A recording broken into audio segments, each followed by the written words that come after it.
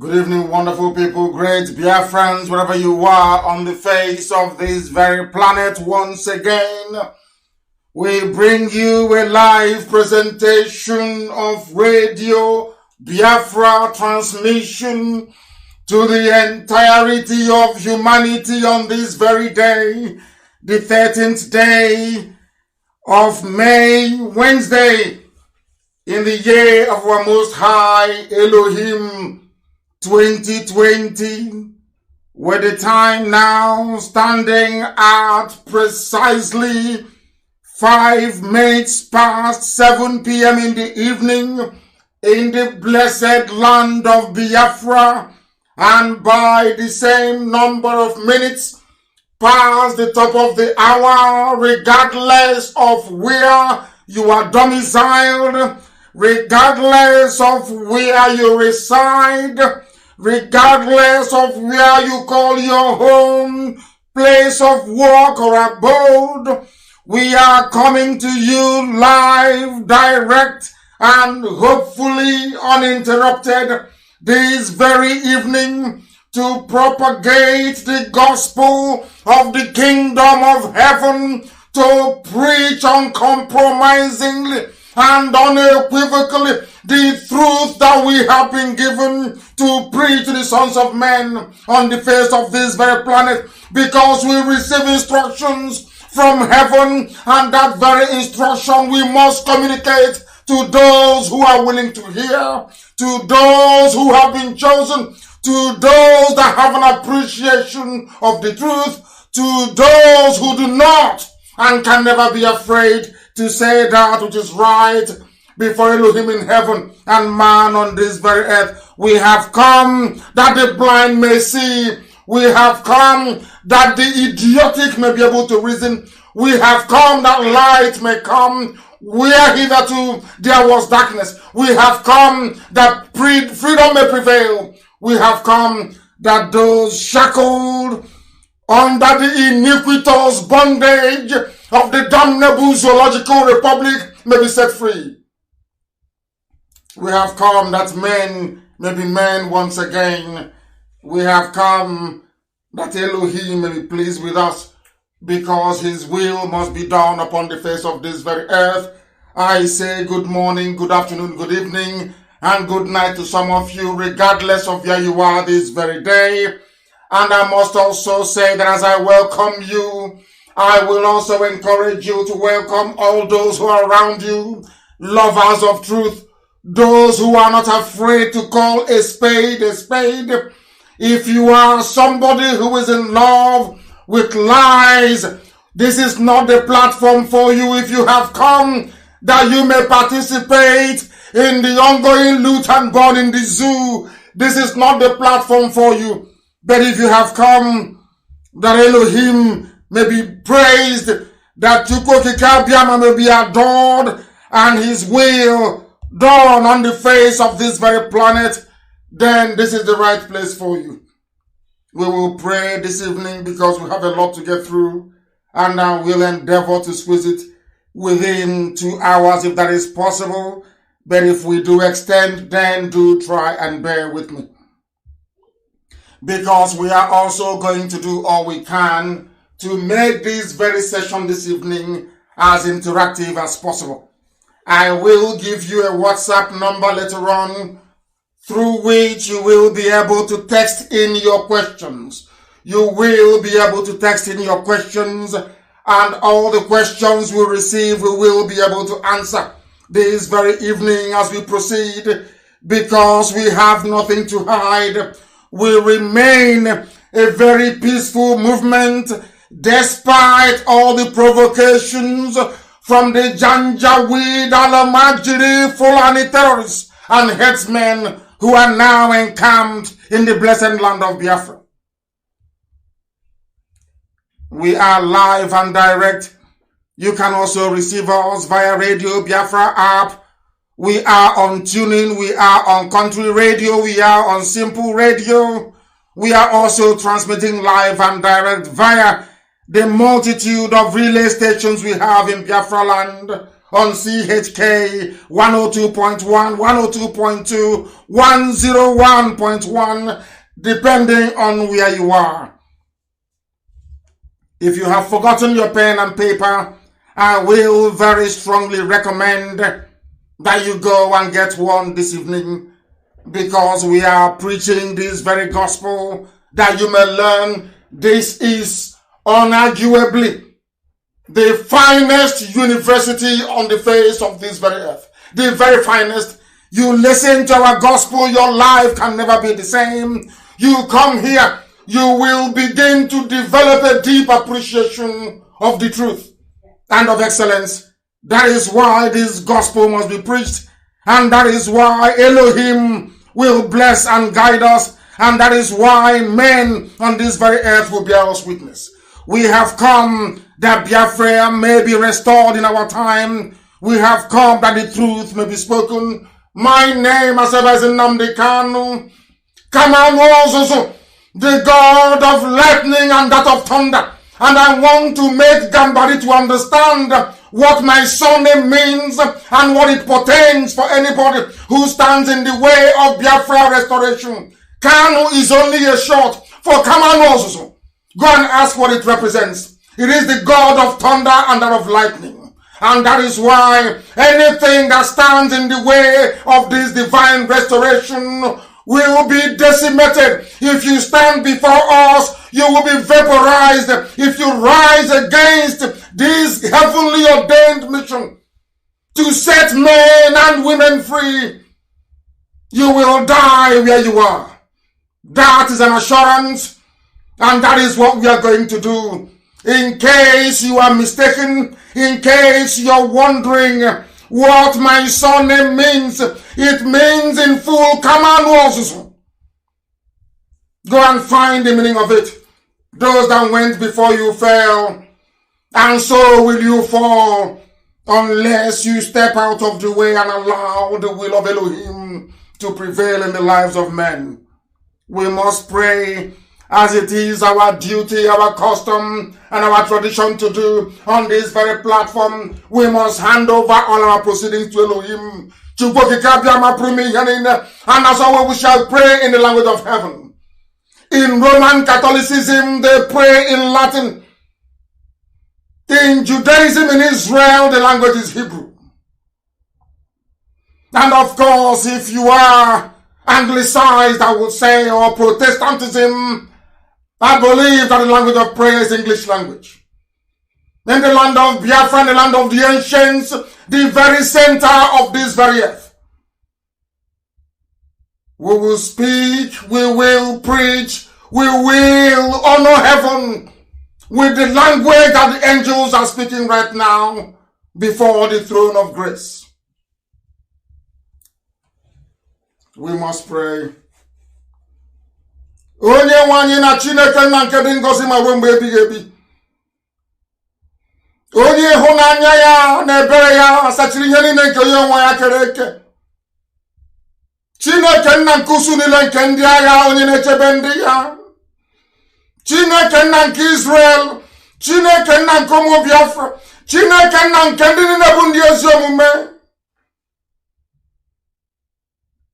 Anyị wee na-arịọ gị ka iwe nye anyị amara gị na ọmịiko ịhụnanya gị, ngọzi gị na ebere gị ka na-adịghị agwụ agwụ, ka iwe mere anyị ebere, wee sachaa anyị, wee gbaghara anyị mmehie, si n'aka ajọ ihe wee wezụga ndị gị, wee du anyị n'ụzọ niile nke ezi omume gị, n'ihi na ọ bụ naanị gị bụ onye anyị na-efe wee na-akpụ isi ala nye.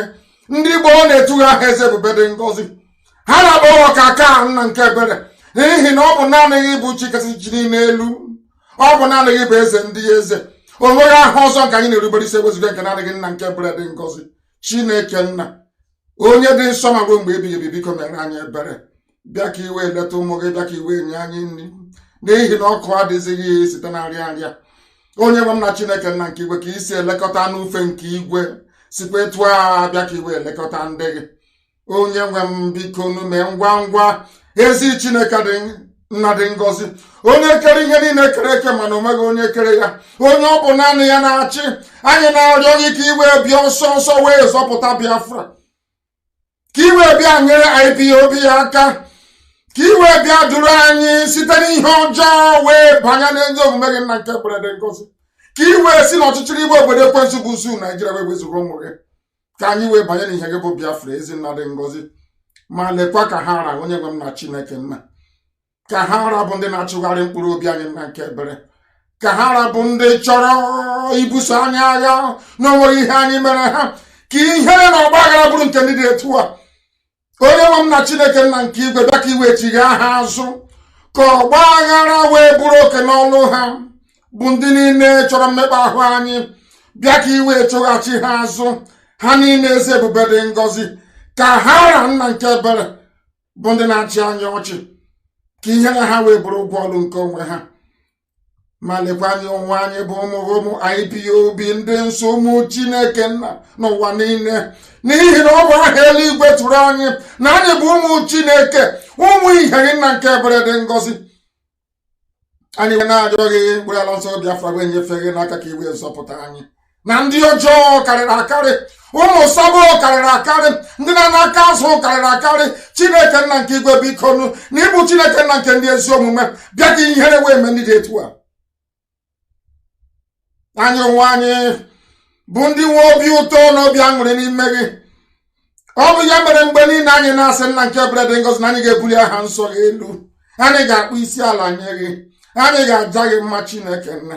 Anyị ga-arụrụ gị ụlọ ukwu gị na-arụ Chukwu eze ebube dị ngọzi ka ndị Igbo si wee mee. Anyị ga-aga arụ Chukwu wee kpụ isi ala nye gị na ọ bụ naanị gị bụ Chineke nna nke bi n'igwe. Ma lekwa na anyị bụ ụmụ ogbenye onye bụ na Chineke nna onye ebere biko nụ. Bịa ọsọ ọsọ ka iwe zọpụta anyị n'aka ndị ọjọọ, ụmụ ekwensu, ụmụ ọchịchịrị, ụmụ janjawid juru ebe n'ime, wee jide ụmụ mmadụ wee n'ala ha n'iyi. N'ihi na ọ bụ naanị gị bụ onye enyemaka, ọ bụ naanị gị bụ onye nzọpụta, ọ bụ naanị gị bụ onye nwe anyị, ọ bụ naanị gị bụ Chineke nna nke igwe nke usu niile nke ndị agha. Biko atụfukwala mgbe, etufukwala oge, biko nụ bịa ka iwe zọpụta anyị, bịa ka iwe enye anyị Biafra tata echi. Ịghasa ekwe na asọrọ ọkọ dawekwana nna nke ebere dị ngọzi.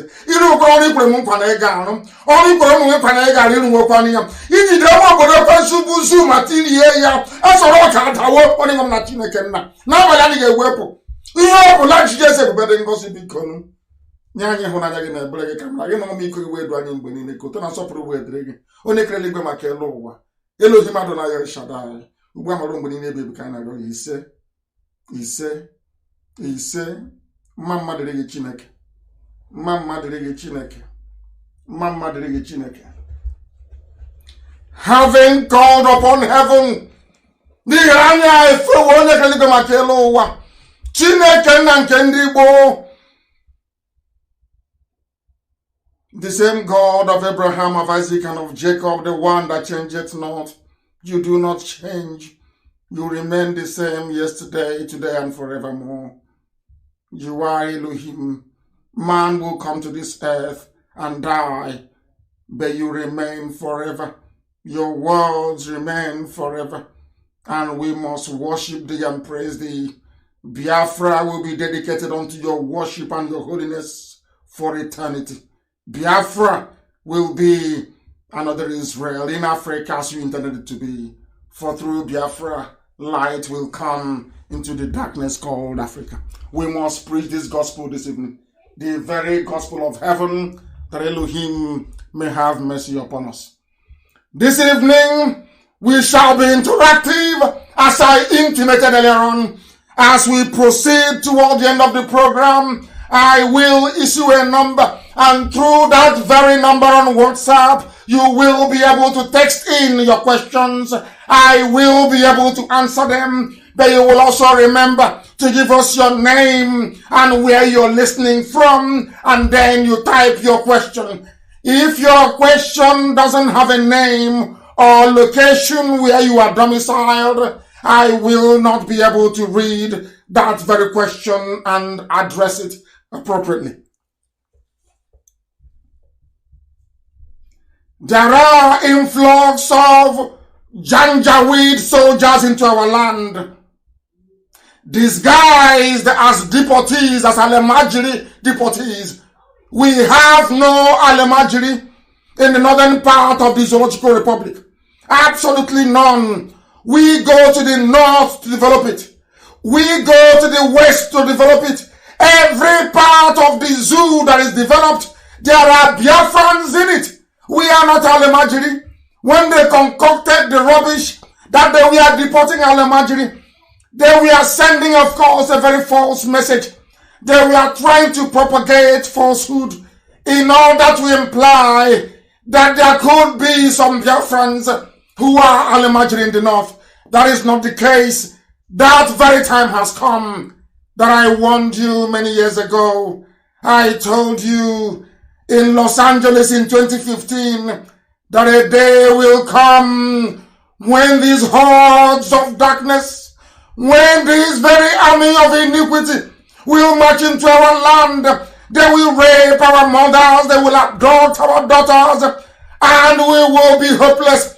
That time has come. They have come into our land. They are raping, they are kidnapping, they are pillaging, they are desecrating our ancient places. Our forests are no longer safe.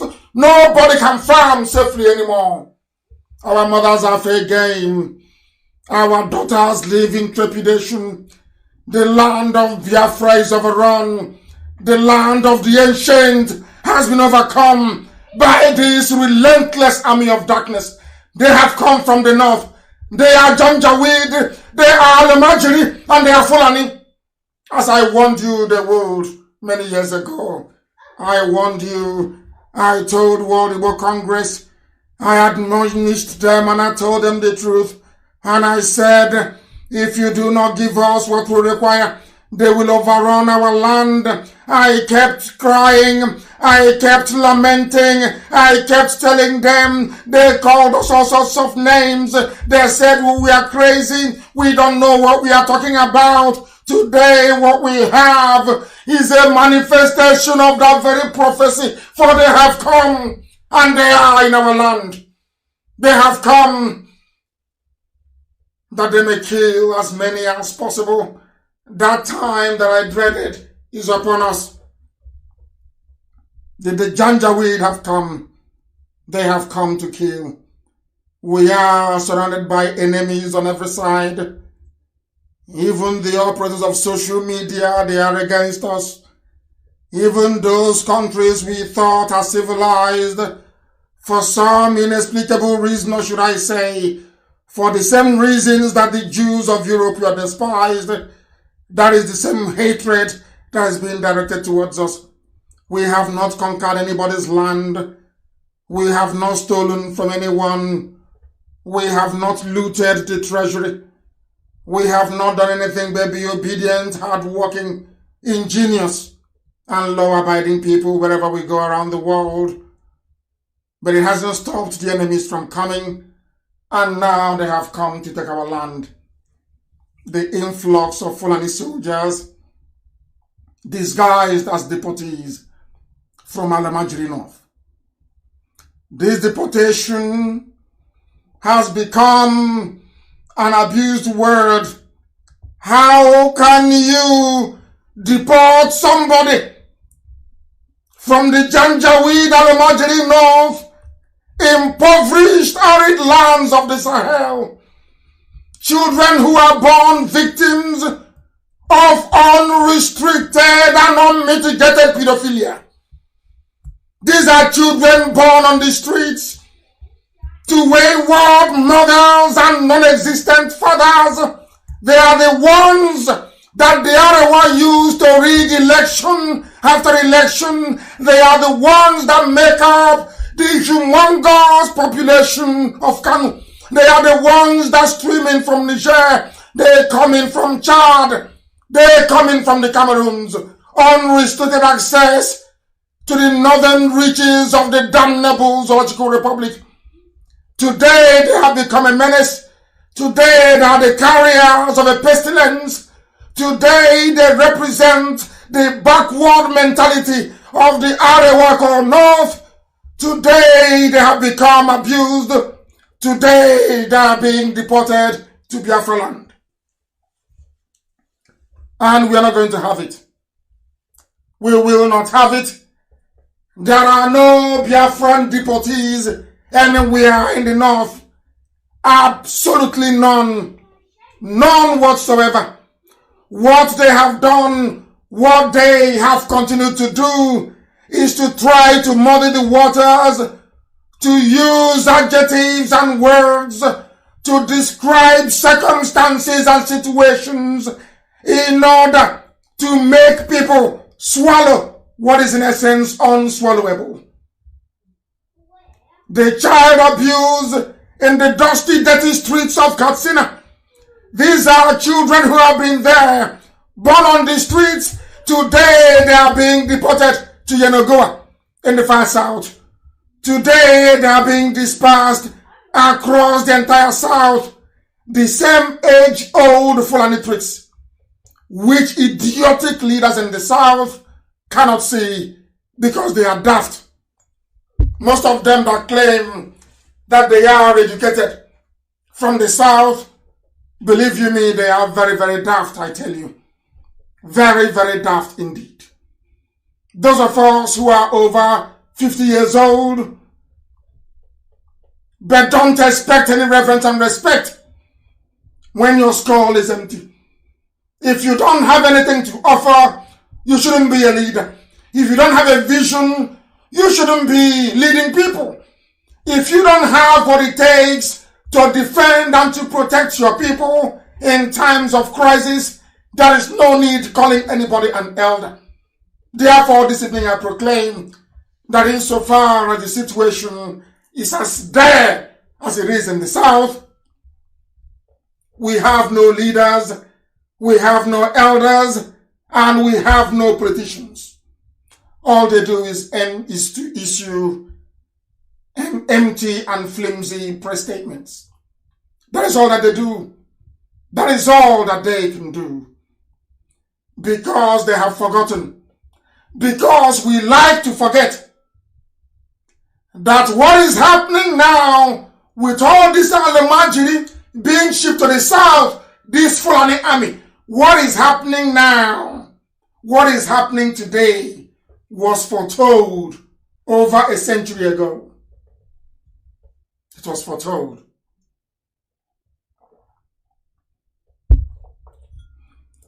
But because we don't learn history, because we know nothing about where we are coming from, that is why we don't know where we are going to.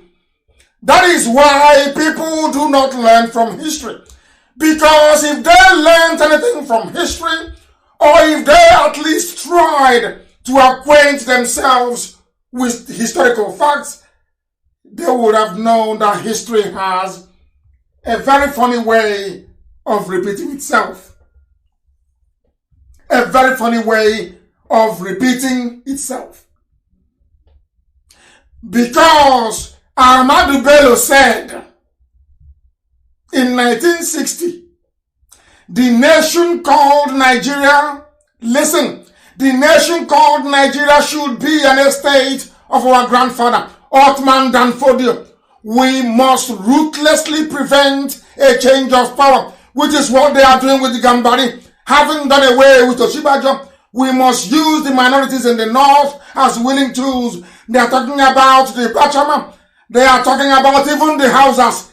They are talking about the Igbiras. They are talking about the Wagi people. They are talking about the TV people. They are talking about the Biram people. They are talking about the Jukun people. They are talking about all the rest of you that consider yourselves as minorities in the north. They have always planned to use you. And now they are using you. They said that they will use you to accomplish their mission.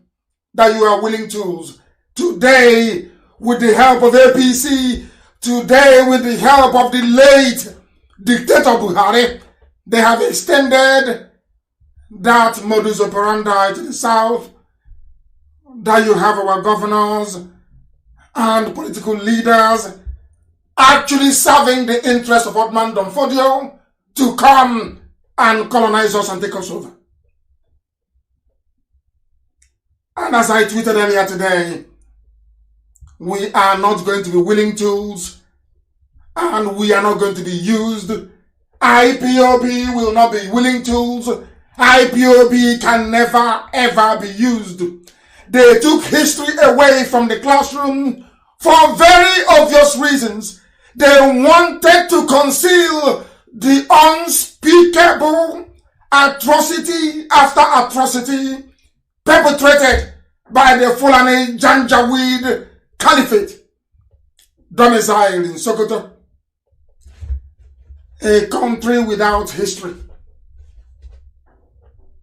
a country where history, that is the most ancient subject taught, is not allowed to be taught to children.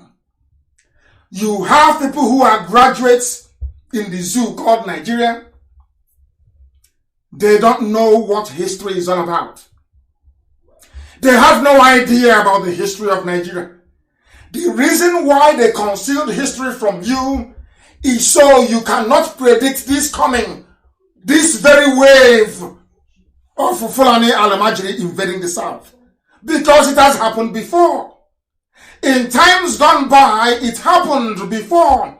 If you were good students of history, you would have known that what is happening today with this unrestricted invasion, you would have known that what is happening today had been planned over 100 years ago. You would have known that a so-called founding father, Ahmadu Bello, in 1960 said, they are going to use all of you. They said, as daft as they are, that they will use all of you to conquer yourselves. And that is what they have done. That is exactly what they have done. It is only IPOB standing in their way. They took history from you so that you become ahistoric, which means you know nothing. You are very daft, but I can assure you, if you want to learn history, if you wish to be tutored in the history of the zoo called Nigeria, simply go to my page on Facebook. The authentic one, the official one, please.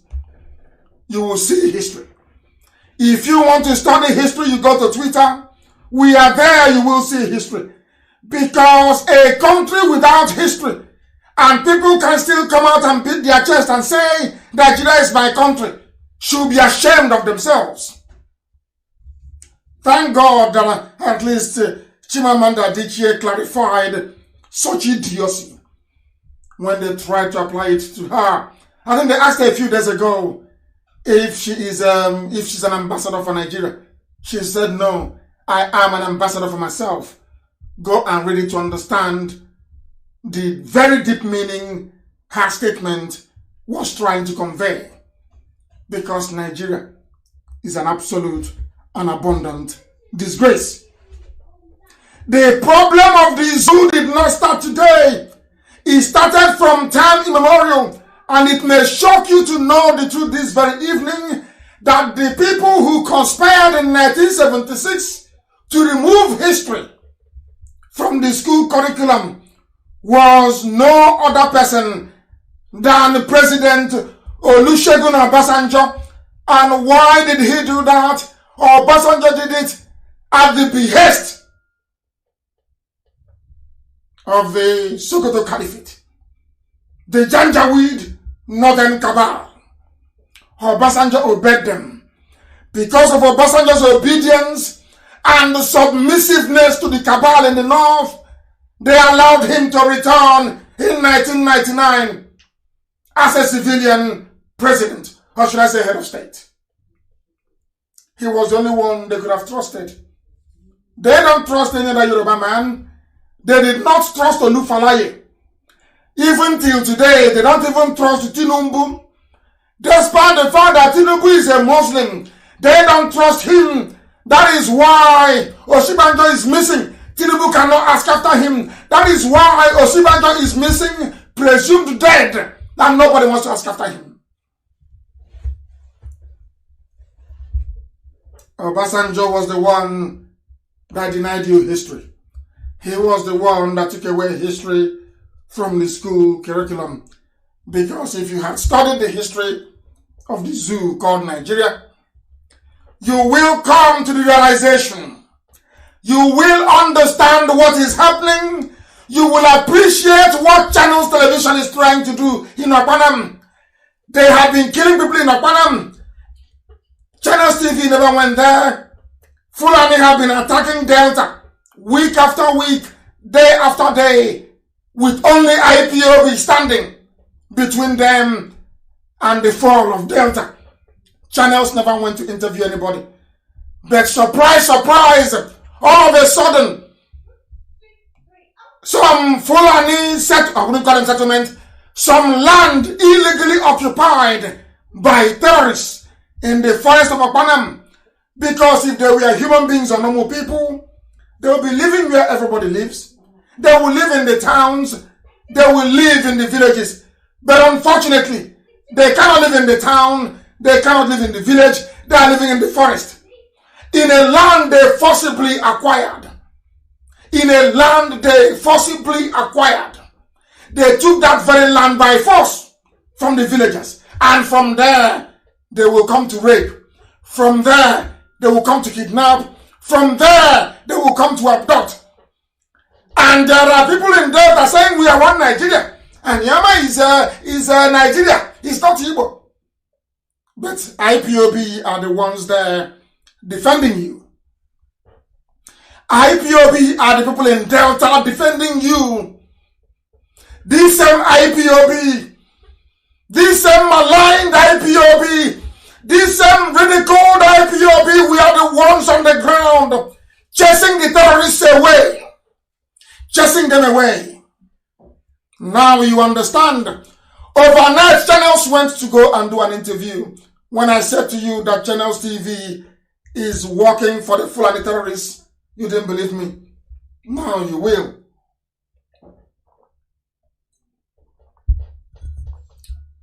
Now you will.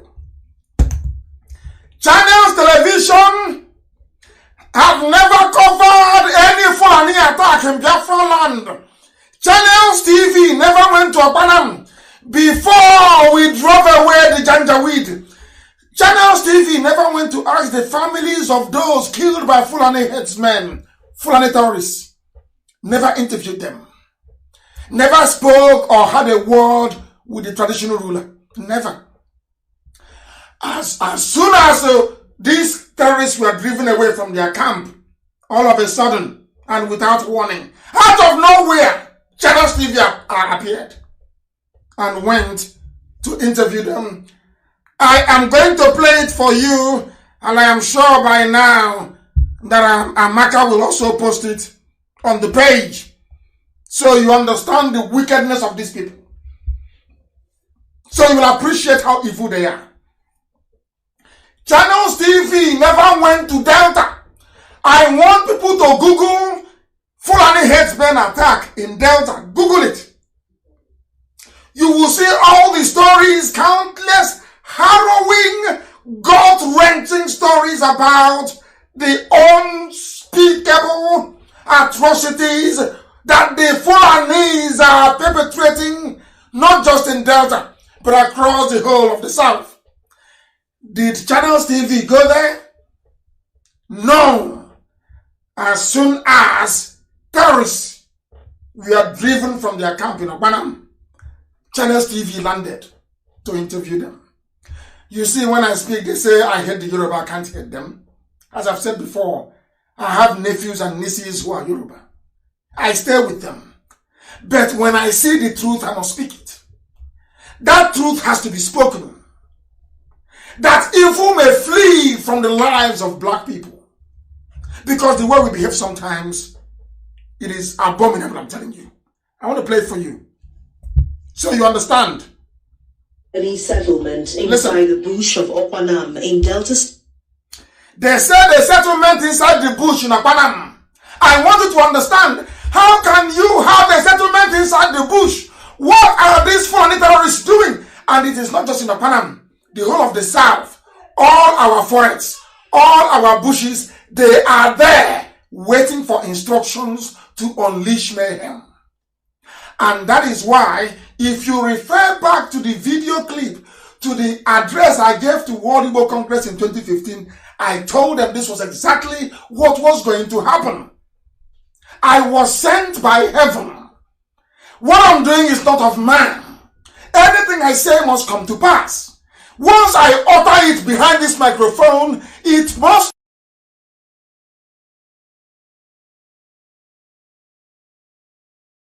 come to pass. That is what God has said in heaven, not man. I told them in America that they are coming. I told them that the Fulanis are coming. They laughed at me. They said, I don't know anything. He did not see the war. I said, but they are coming. And today they have come. And who is defending them? Channels Television. Channels TV is defending them. Channels TV owned by Yoruba man. He is defending the Fulani. He is defending evil. Evil upon evil. I don't know why coronavirus will not visit Channels TV. Those people are evil. And I want to prove it to you tonight. Ask Channels TV. All the terror attacks in the South, did you cover them? No. Only the time that the Fulani Police Commissioner. Because I told you the reason why they give you Fulani Islamic Police Commissioners is to make their conquest easier. To make it easier. Instead of the police to be concerned about the welfare of Akwanan people, they are more concerned about the terrorists. I will play this very clip for you so you will hear it. I'll play it.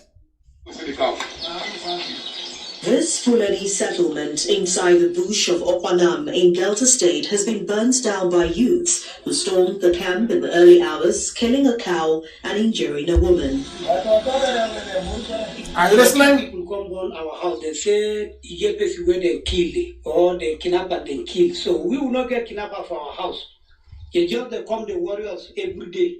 Tensions boiled after herders were accused of killing 2 members of the local vigilante group who were chasing gunmen suspected to be Fulani herdsmen who had kidnapped a woman and her daughter. Are you listening? In Biafra land. The palace of the traditional ruler of Okwanam has a throng of sympathizers mourning the loss of the young man. Surprisingly, the leaders have a different perspective on the whole issue as they absolve the herdsmen of the crime. They also distance themselves from the burning of the Fulani. I want to hear it. Are you listening? We have become willing tools. The traditional ruler of Okwanam is even afraid. He's afraid. Our land has been taken over forcibly. The Fulanis are living in our forests. They are in our forests. If you don't know, let me tell you, they have built their homes there. They are round mud houses. They didn't buy the land from anybody. They kept sending them to come down to the south to occupy our land. I warned all of you. I warned all of you.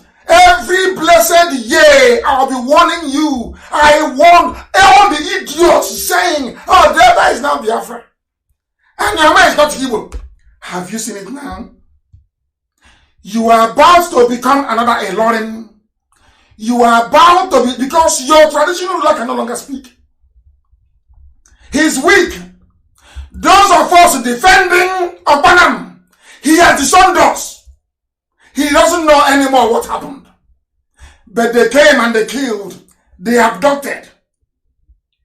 The people living inside the forest. Who are they? They are Fulani. Did they buy the land? No. Because the police commissioner is there. The police commissioner is there to protect their interest. The nearest army barracks is there to protect them. Some people don't know that our land has been taken. You don't know these things. You pretend you don't know. You are in Europe, you are in America, you are there. You are pretending you don't know. Some are doing Ofala. Some are doing New Year festival abroad. You don't know that your villages are gone. You have no idea. Go, let what is happening in Okwanam be an example. They have come into our land, terrorized us, killed, abducted in our land. And even the traditional ruler is scared. He can no longer speak. And that is what Channels TV is covering. Channels TV is covering it to send a message to the rest of the traditional rulers in the south that Okpanam has fallen. If you make noise, your place will fall as well. That was what Ahmadu Bello meant when he said, I will make you willing tools. Do you see how Anioma? Can you see how Anioma freely handed itself over to Fulani? These are the idiots mouthing, some of them, not all. This is why I'm calling Achuse's village. It's Achuse. That's why my heart is bleeding. It's Achuse's village. And the Banam is where Nzobo comes from. These Fulanis have come to Nzobo's land to take it as a revenge for Ahmadu Bello. Some of you don't know. They say, it's Wanyama. And we are not Igbo. We are from Akaraka in Bendel. Have you seen it? What you have done to yourselves? Have you seen what your stupidity and prevarication over the years have now done to your people? Can you see it? Karabanam has fallen. That is why they are arresting IPOB family members all over the place in Delta to clear the way. I was so upset today. Earlier, I've been shouting all day. So I lost my voice. Because what is happening in our land is a disgrace. A disgrace. The reason why they were going about arresting IPOB family members is to clear the path for Fulani invasion in Delta. I said it 3 weeks ago. If they are running around arresting us, they want to clear the path, and you have seen the result now. Have you not seen the result? Channels TV will not cover any terrorist attack across the south. This is the question every right-thinking person should ask. I am even shocked that that child of Satan, BBC, they haven't done their own damage. You know BBC, you know what Channels is doing is what BBC came to do in our land. And we told them you are not going anywhere. If you like, interview our icons, like Ngozo Konji-Iweala, those we have regard for. That is entirely your business. You can interview 1,000 P2Bs. You can interview 1,000 Jim Ikes. That is your business. To us, BBC is dead. What Channels is doing is what they came to do. By now, they would have rendered us useless. Fulani will be everywhere in our land. When we try to push them back in Apanam, the police commissioner called the traditional ruler. And what did the traditional ruler say? Oh, I disowned the youth, so they went to look for a kidnapped victim. I am so sad. I've been shouting and upset during the whole day. I want people to Google Fulani headsmen attack in Ondo, in Cross River, in Enugu, Ebonyi, Delta, Rivers, Akwa Ibom, Abia, Imo, anywhere you like, Google it. You will see all the Fulani headsmen attacks. All of it. Ask yourself, did Channels TV ever go to interview the victims? The answer is no. Diana Banham. Because they are part and parcel of the agenda of Fulanization. The funniest thing is that most of our sons are busy in the Nigerian army helping them to fight Boko Haram. There are people in Nigerian army from Obanam. There are people from Delta State of Biafra land serving in the Nigerian army. As you're busy helping them to contain the Boko Haram that they created, they are busy shipping terrorists down to your village to kill you. What happened in Akpanam is an example to everybody, as I told you. If you said you will not support IPOB, you don't want freedom, what happened in Akpanam is coming to your village. And when it comes to your village and they abduct your mother, maybe your aunt, your father's sister, or your auntie, then your eyes will open. Your stupidity will disappear overnight. you start looking for where IPOB is, and you may not be able to find us. Our stupidity needs to stop. This level of idiocy needs to stop. We are there sleeping, and the Fulani is moving. Moving not just to take the presidency, but to take over our land, convert us into Islam, and kill as many people as possible. And their army and their police are helping them every step of the way. And you're telling me there is something called one Nigeria. Check about Kundara. You people are insane. I lost my voice. I was shouting at them in Delta, asking them to make sure that Fulani cannot take over any inch of territory in Biafra land. And what did the traditional ruler do? He went and told them, oh my goodness.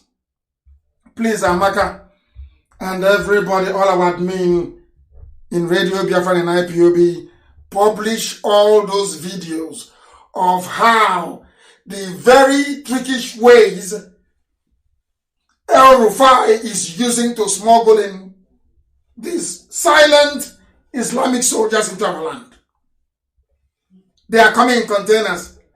Every Dangote trailer, since the lockdown, every Dangote trailer is now plying between the north and the east.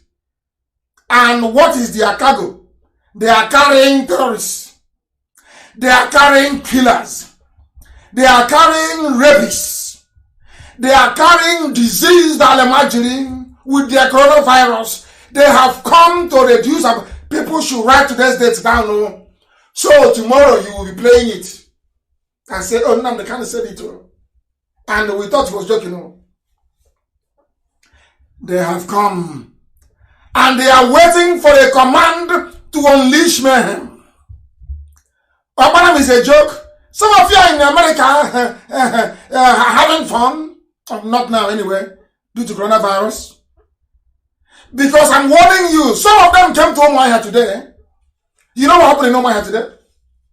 Those they sent to attack my village, to attack my hometown. We caught them. They were driven away, taken to zone 9 in Omaya at the Himini. You know what they did? The police put them in a van and said they are taking them to a Bible. Free lift to a Bible. With police escort. With police, I can't understand this nonsense. With police escort. Instead of sending them back to where they came from, they are now entering a Bible. Or maybe they may dump them in Ariam or somewhere to start the killing.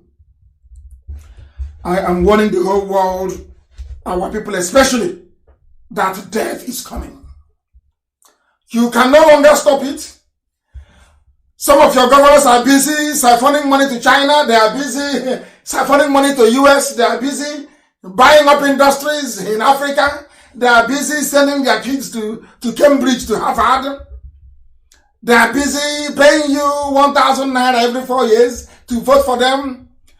We told you not to vote. You said no.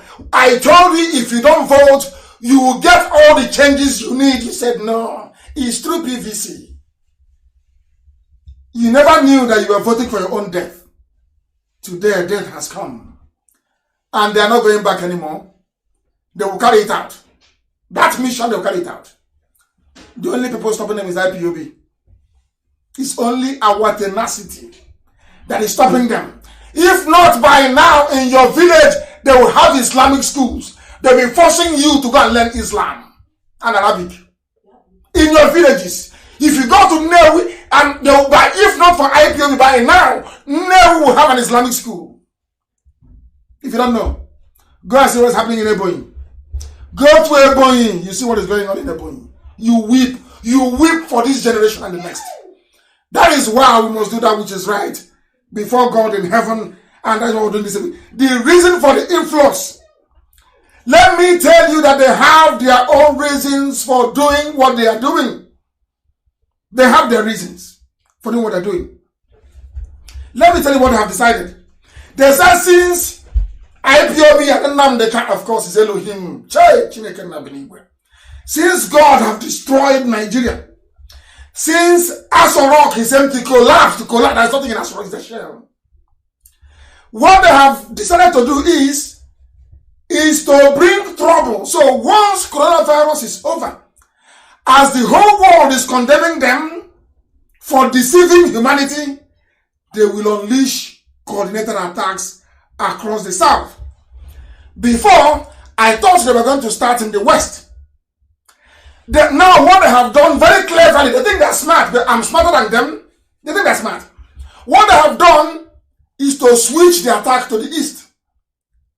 They know that if they attack the west first, and I am a man, when I give a pledge, I honor it. They know I would have sent 1 million men to go to the west to fight with Amotekun against them.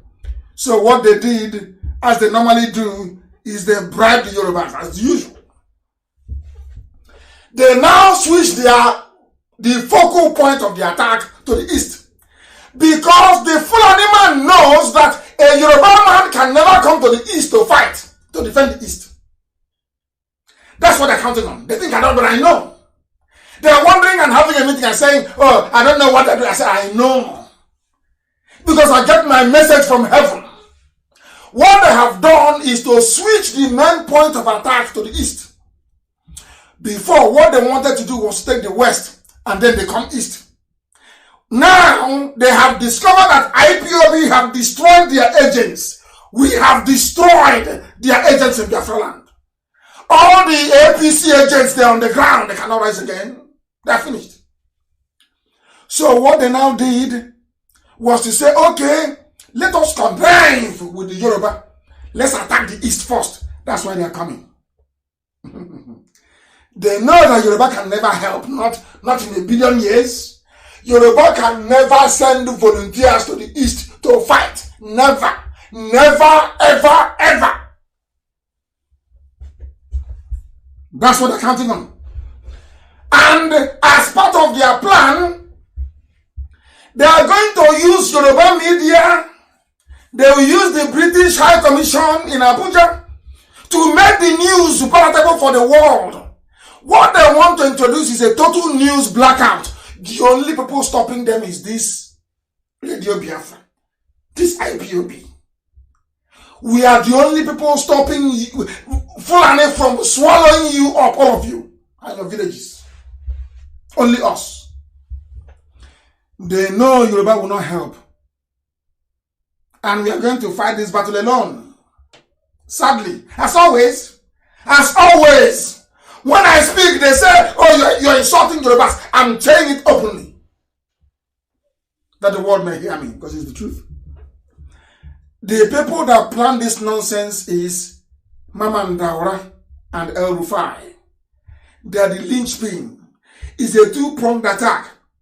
Since Nnamdi Kanu thinks he can collapse Aso Rock and announce it to the whole world, so that all the eyes of the world will be on Aso Rock, what they're now going to do is to devise what I call the devil's alternative, the final master plan. Whichever option they take, that men are going to die.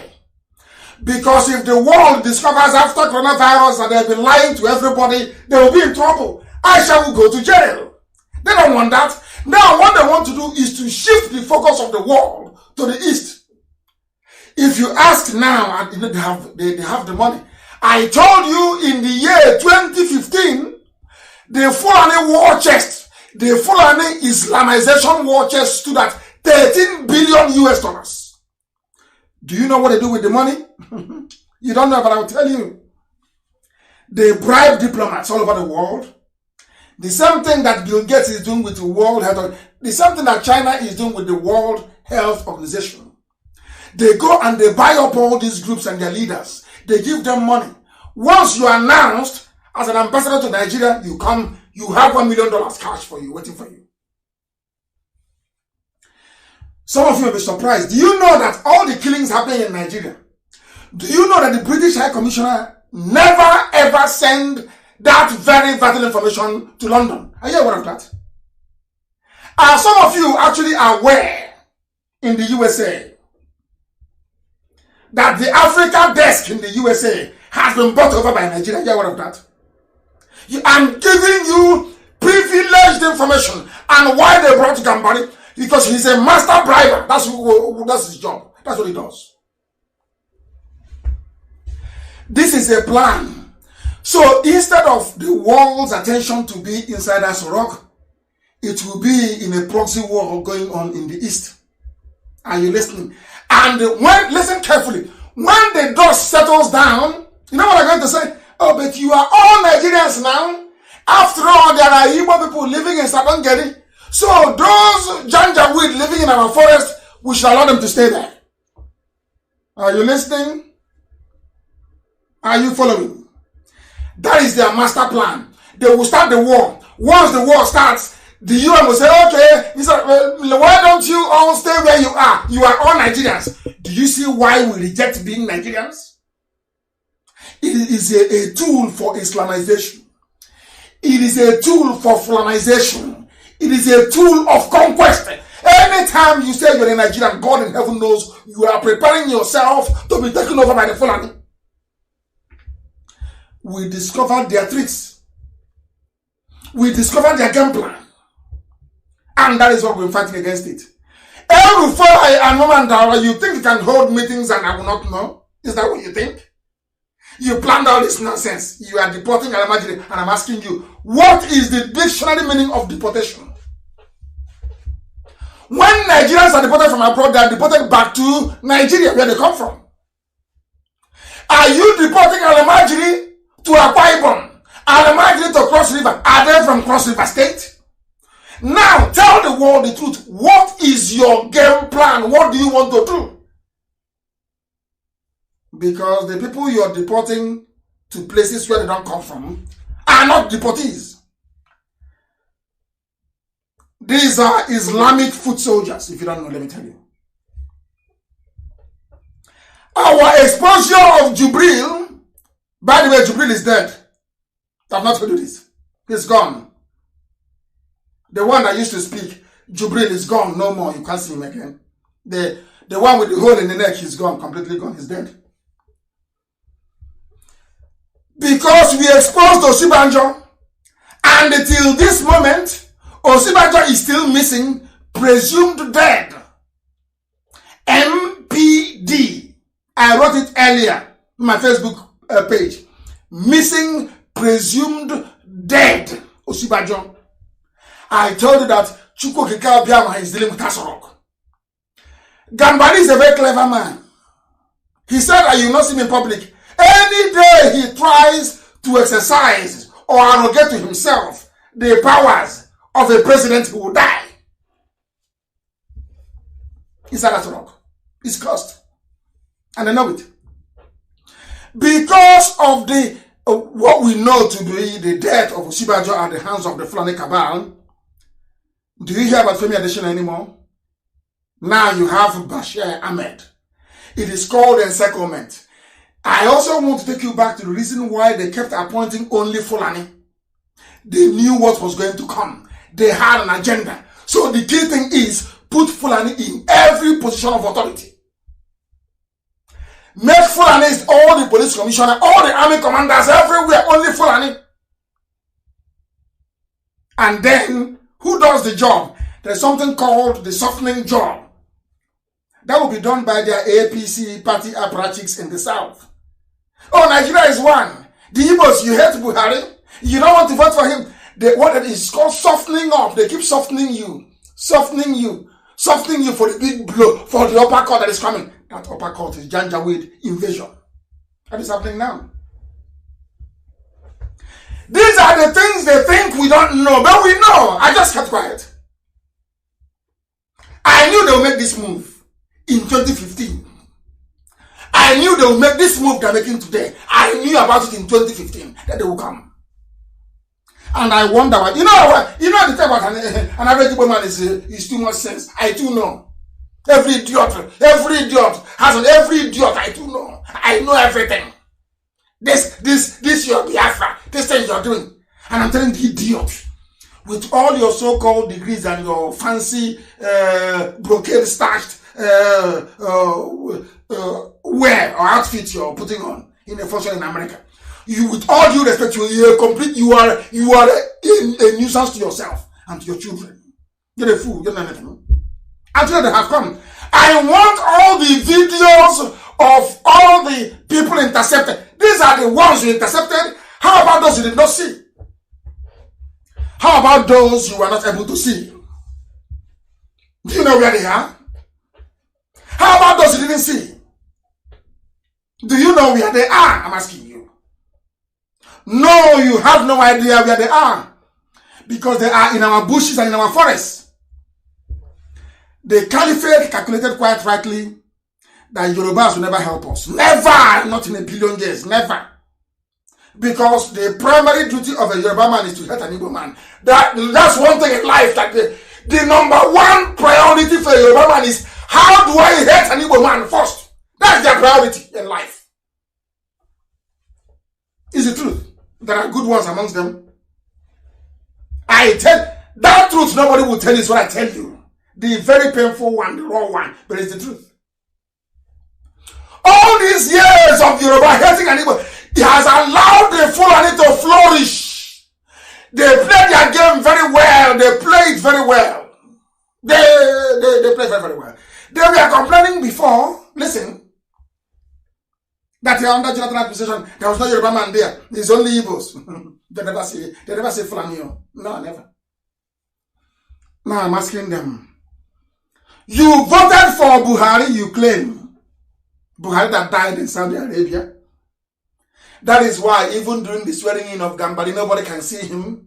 I saw the mask he was wearing today. Somebody should zoom that very picture. You see his cheeks puffed like a puff. You see as if he's wearing, you know, Don Corleone in The Godfather, when he stops cutting wool in his mouth. You know, what character, who played that character? I've done Corleone. I don't know. Maybe it's old age. It's old age. I can't remember. What's his name again? The very legendary Hollywood actor of The Godfather. Hi. I've forgotten. I'll remember it. Don Corleone, the man that played Don Corleone in that very movie. He stopped the cotton wool in his mouth. Go and look at the rubber mask that Jubril is dead. That the actor, the clown, is wearing today in Asorok. You see his puffs like a puff. No one much money in my village. There's something called puff. And he has the best puff in the whole world. There's only one woman near Yaba College of Tech in the year 1990 that came very close. I was traveling along Yaba. I stopped beside the gutter, beside the very huge gutter. There was a woman selling puff there. A very nice puff. That's the only one that came very close to the one I used to have in my village.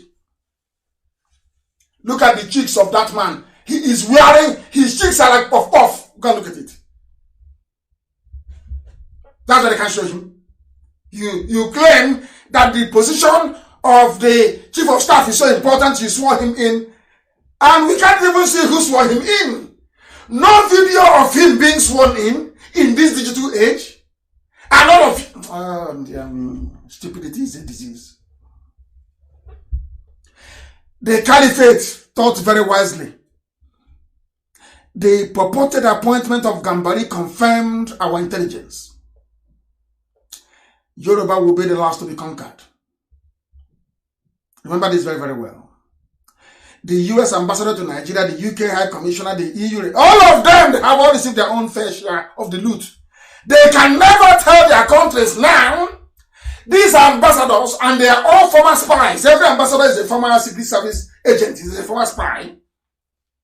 They cannot say to their government, we are witnessing a disproportionate and worrying influx of Fulani men into the south. They will not say it all. They won't say it all. They will not. These top diplomats, they are saturated with bribe, blood money, to massage the truth, to blind the people, so that Trump will not know what is happening.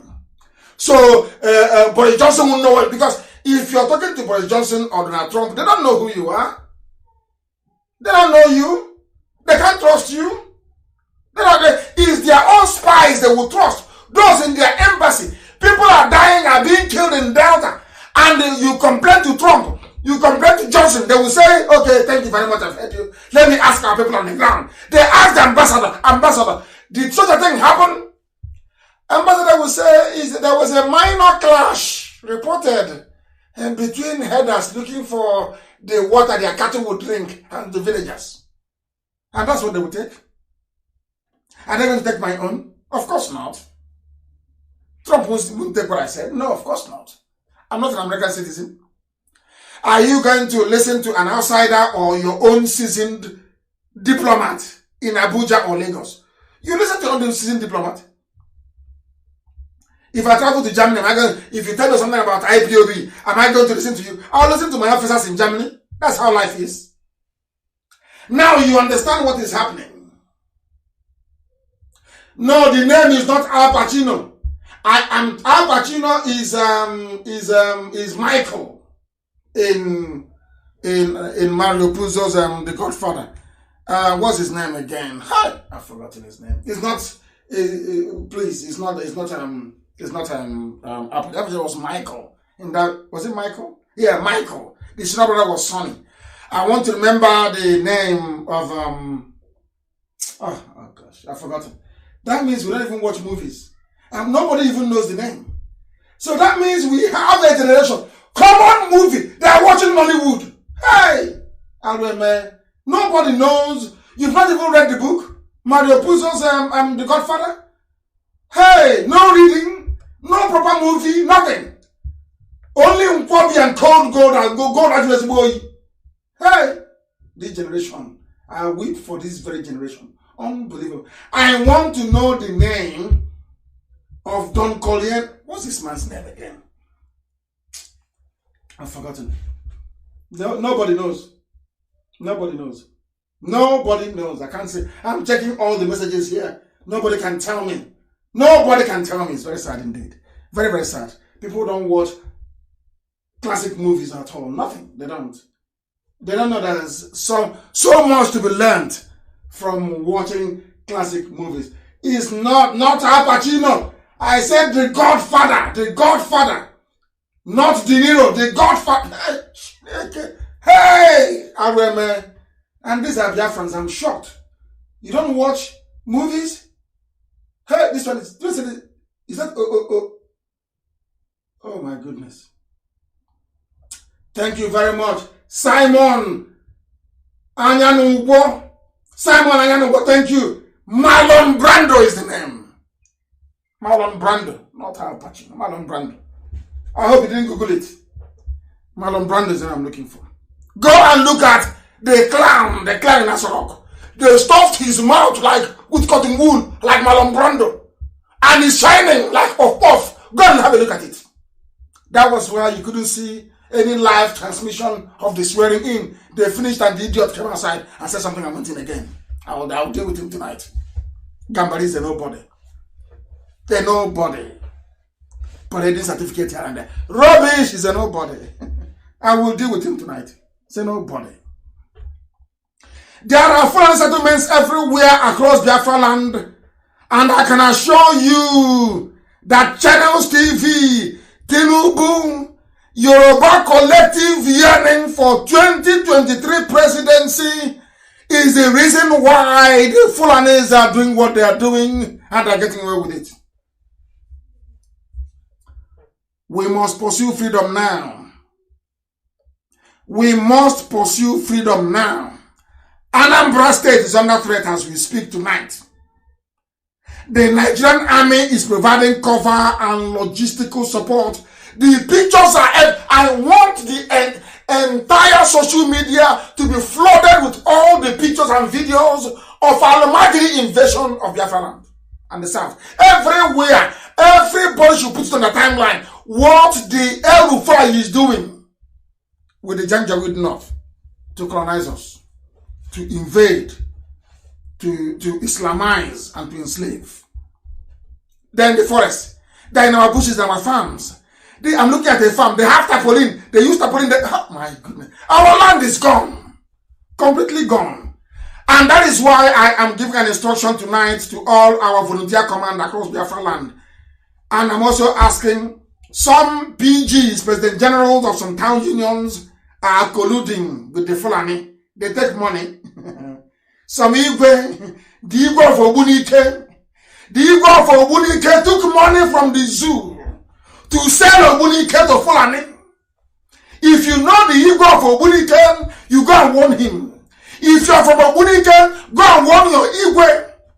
Go and warn him that Biafra land is not for sale. Go and warn the Igwe. He's dead, isn't he? Yeah, he died. He's PG. So the PG of Obunike. It was the Igwe of Obunike that brought in the Fulani. Now the President General of Obunike has taken over. They are the ones, I can't believe this. Because of money, people are protecting their would-be killers. I don't get it. APG. 4 traditional rulers have converted in Abo to Islam. In Abo. They have converted. You people don't know what is coming. Are we that blind that we can no longer see? Our people travel to the north to develop it. Look at the nonsense they're giving us back in return. People living in our farms, in tents. At night, they abduct, they kill. Our mothers can no longer go to the farm. This is the price of treachery. All of you saying one Nigeria, you're all traitors. Anybody that says I'm a one, you are a traitor to your people. This is the price you pay for betraying your people. Go to your forest and see what the Fulanis have done to it. I'm giving an order tonight. All volunteer commands, every community, every village in Biafra land, go and check your nearest forest and sweep away all the Fulanis who are there. Or else, the story won't be good. The mastermind is El Rufai. Their plan is to take over our land because we humiliated the late Buhari. We told the world that Buhari had died when they wanted to keep it secret. They said our agitation for Biafra have exposed their plans. So the best approach now will be anarchy. What they are planning is, after coronavirus, instead of us rock to fall, let there be anarchy everywhere. And we welcome it. You see, I want to tell the Fulani something they don't know. Because they're foolish. I don't know who's advising you, I'll imagine. Biafrans in America only can fund a war for 30 years. The reason why you succeeded between 67 and 70, not just because of the Yoruba treachery and betrayal, no. The reason why you succeeded was because the world then was blind. Then only BBC controlled the news. And Pathe News. You know Pathe? P-A-T-H-E. Only them control the news. Now everybody is a newscaster. Now everybody is a news blogger. Everybody is a media publishing house. That's number one. Number two, between 67 and 70, we didn't have a very strong, viable, well-to-do diaspora base. In every modern war fought, where that country have had a significant, or should I say a sizable number of the people abroad, they have never lost. Because the money to buy weapons will never stop. If Biafrans in America were to contribute only $1 every blessed week, Nigeria cannot defeat. In fact, let the zoo go and bring everybody they like. They can defeat Biafra. And they are counting. Let me tell you what gave Nasser El Rufai the courage to do what they're doing. You know, they try to analyze us. They are saying that an Igbo man cannot sit down and bring out money to buy weapons. That's what they're saying. I know. They said an Igbo man is so selfish, so destructively selfish, that he cannot. An Igbo man cannot bring out money to... No Igbo man can... They asked them how. They said, look at Ojukwu. Ojukwu had to use his father's money to buy weapons. Even at that, some people took the money and ran away. That Igbo people are not naturally charitable because they are individualistic. They are very, very individualistic. They don't believe in the collective. And then I said to the person, to tell them that there was no airport before in Imo State. Mbakwe built it. And we all contributed to it. So that we are actually charitable people. But in the intervening years, we have been led by criminals and crooks that the confidence of our people have been dented as a result. They trusted Mbakwe. And now, thankfully, they trust me. So our people will fund this very effort. Their friends will fund it. But I don't want them to wait until the war gets to their village before they do something about it. But then it will be too late. So we're warning them now that something needs to be done and done very urgently. The videos and the pictures of my speech to World Igbo Congress in the USA 2015 is confirmation that I am a messenger from God. Elohim sent me. Anything I tell you is the truth. And it must come to pass. We don't condone evil. That is why the stupid report I read in the Vanguard is not the fault of Vanguard Newspaper. Don't blame them. The police called them and said, IPOB members are arrested with 13 AK. If we have 13 AK-47 assault rifles, we will be in Benue fighting. I don't know where I got the guns and planted on them. Does it look like I condone evil? You didn't hear me when I came on air and I announced it? Those who were expelling for bad behavior? You don't know that? Do you think people will be involved in criminality and I will allow them inside IPOB? That means you don't even know who we are. I don't condone evil. Something I learned from my father. If go to my community and ask them about my father, they will tell you, he does not condone evil. I don't condone evil either. If you're doing any evil in IPOB, you will be out. I will announce your name on the air. Insofar as I have not announced the name on the air of those they are holding, means they are holding innocent people. I will get to that later. And what is I will read it out. Because if you write good about us, I read it. If you write bad, I also read it. For the world to know. For the whole world to know. I am announcing tonight, I am giving fresh directive to the whole of Biafra land in view of the perilous situation we are under. I am directing every volunteer command and vigilante outfit not to go to sleep starting from tonight. You will sleep only during the day. At night, you must be awake and vigilant. Because our intel tells us they will strike at night. It's only at night they will strike. You know, they are playing a waiting game. They may not strike in the next 2 or 3 weeks. But they are waiting for order to come from El Rufai. And then they strike. And if you're a Biafran and El Rufai is your friend, then you're a traitor to Biafra. I'm warning you, you're a traitor to Biafra. The proposed attack will come at night. All army barracks in Biafra and police stations are on high alert to facilitate the movement of these invaders. Every command, go and, in fact, I want the names of every police commissioner in Biafra land, every army commander in Biafra land, manning any serious army formation. They are the ones moving them about. They are the ones that will give them guns and ammunition. They are the ones that will come to, when you arrest them, they will come and say, leave them. Channels will not cover that one. As I told you earlier in Omoya today, the terrorists were sent. They were sent to attack my home.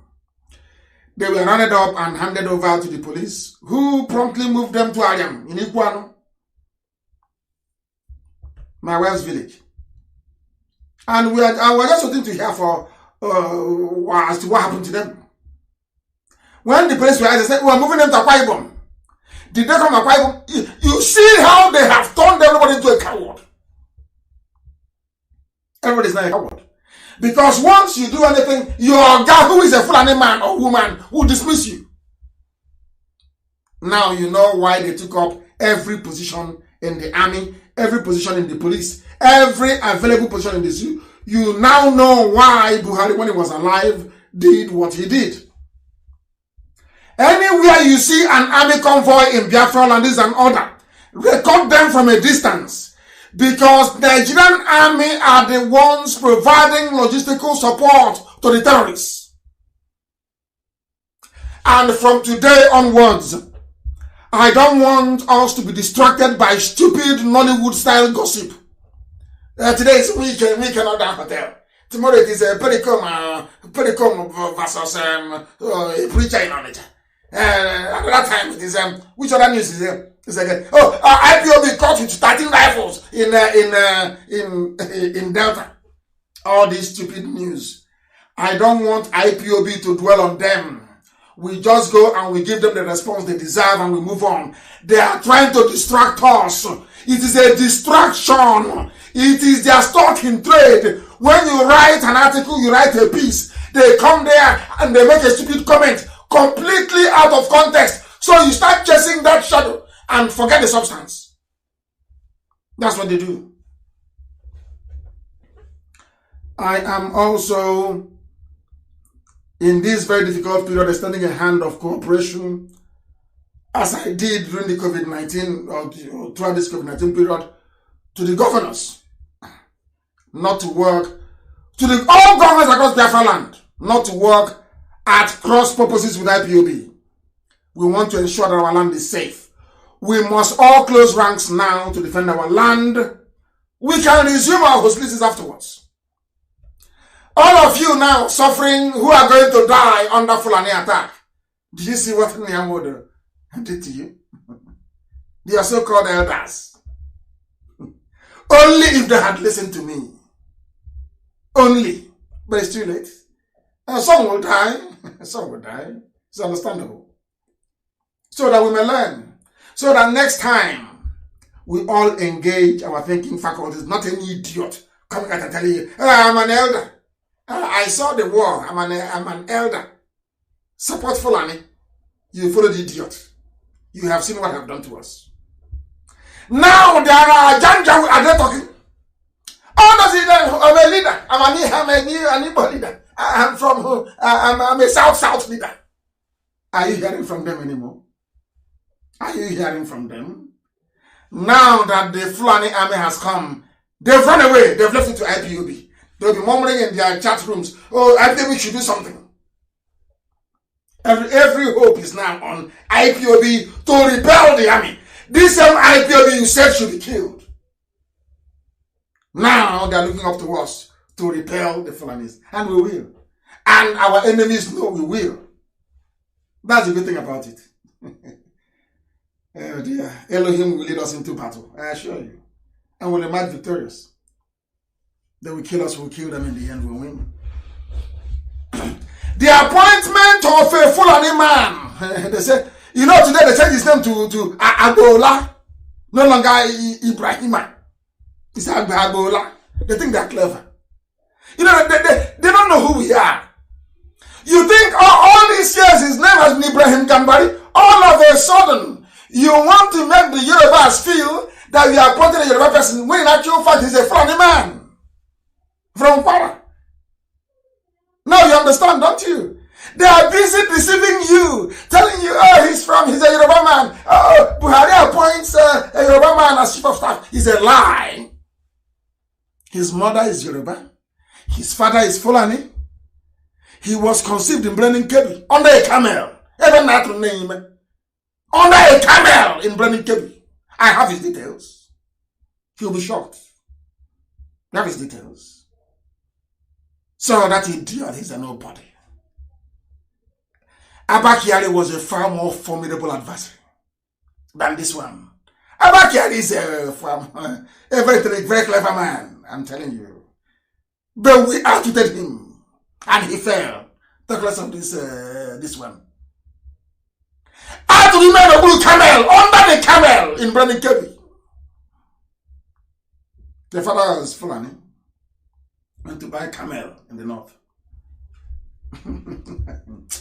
They don't know who we are. They don't know. This man is not Fulani. Your so-called new chief of staff is not Fulani. Not at all. And I want them, as I posted on my page, that was yesterday, to educate and to enlighten. You know the thing about black people is that black people are so funny. Black people in Africa are so ridiculous, honestly. When you tell them the truth, they say, you're insulting me.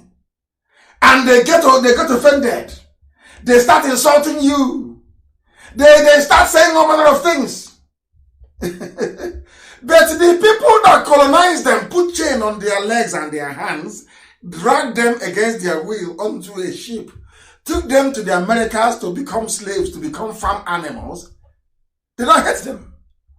But once you tell a black person the truth, you become his or her enemy. But the thing about me is that I cannot stop speaking the truth. You may not like it, but I have to speak it. This evening I have attacked some stupid Igbo people. The culture of Igbo, of being very selfish, everyone for himself. Now our land is under attack. That very model is no longer going to work. If we adopt that model of everybody to himself, to your village, they will take our land over. We must come together under one command of IPOB to repel them. After that, we can go back and start quarreling as we used to do before. But now there are enemies at the gates. We must repel them. Under one unified command. Under one unified command. Led by IPOB. If you don't know, we'll tell you. Awolowo knew that this was going to, even Awolowo. He said it that one day, it's on my page, I'm going to read it. Why Awolowo feared northern domination in a post-British Nigeria. Dr. Remi Adekoya. Awolowo was right, of course. There was something I saw, there was a submission made by somebody today, which I agree, of course. I know that Awolowo wanted Zeke to come with him so they can take the South away. That I give to Awolowo. I said that Zeke was the foolish one. I know that very well. He was. But that shouldn't be a reason why Awolowo should betray Biafra. But that's how it is. That's how it turned out. Because Azikiwe messed up. That was why Awolowo decided that we should also suffer in return. Remember what I told you before. If you have in mind what Awolowo said, and that Awolowo was afraid of northern domination. Remember what I told you about Obasanjo being the only Yoruba man that was endorsed by the caliphate. Today I'm asking you, this evening or morning, where is Yosibajo? I'm asking. Is it a shock to you that even Tinubu that nominated him is nowhere to be found in terms of asking after his protege? We're led to believe when this whole nonsense started about the VP to the late Buhari. Also, work is empty, and they have gone for broke. This caliphate, they are actually very predictable. We have them exactly where we want them. This IPOB, we have the caliphate where we want them to be. We have them in a bad place. We have them facing the devil and the deep blue sea. Whichever move they make, the zoo has fallen. It's a very clever strategy. We made sure that we bombarded Asorok with so much knowledge that they had nowhere to hide. Everywhere is empty right now. A president you cannot see. Who made it possible? IPOB. A president who cannot talk. Why? Because of indigenous people of Biafra. A missing vice president that nobody's asking after. Why? Because of IPOB. Any day you attack the South, any day which you will, because you're foolish, you have started, you cannot stop. Any day you carry out any attack in the East, we are ready. We go quite simply to where we go to, and we say, I was here a few months ago, and I told you that these idiots will attack, and here is it, they have attacked. And let me see the bastard that will tell me that Biafra shouldn't go. Then we all die together. Oh dear. They're saying, come home, you're abroad.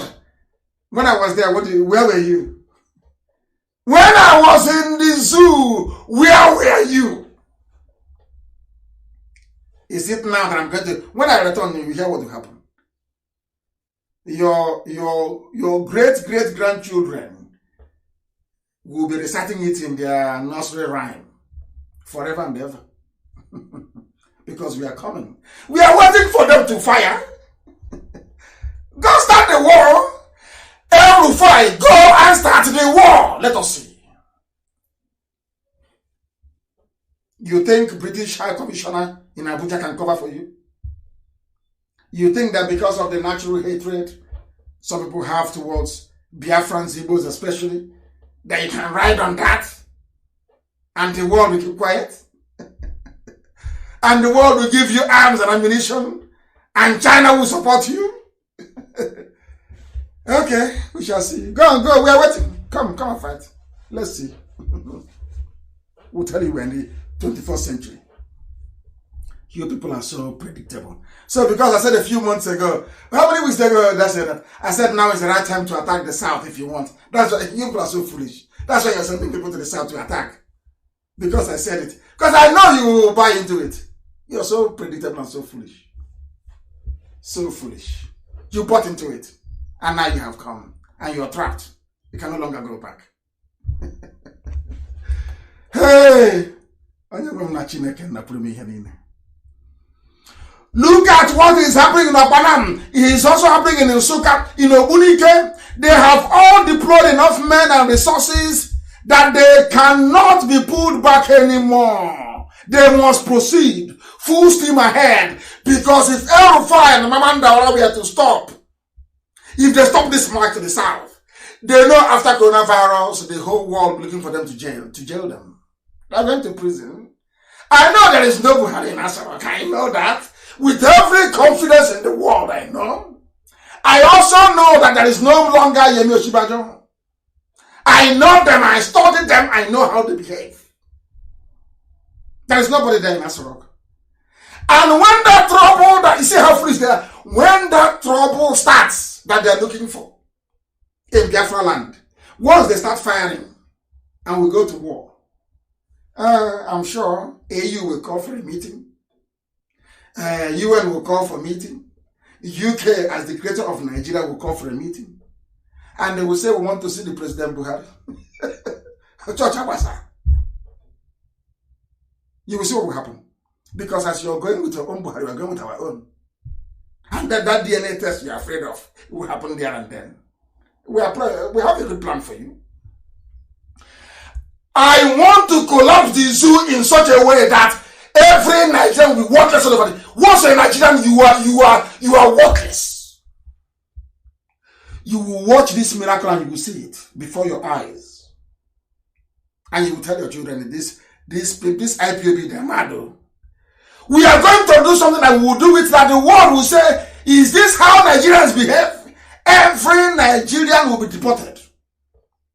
Write it down.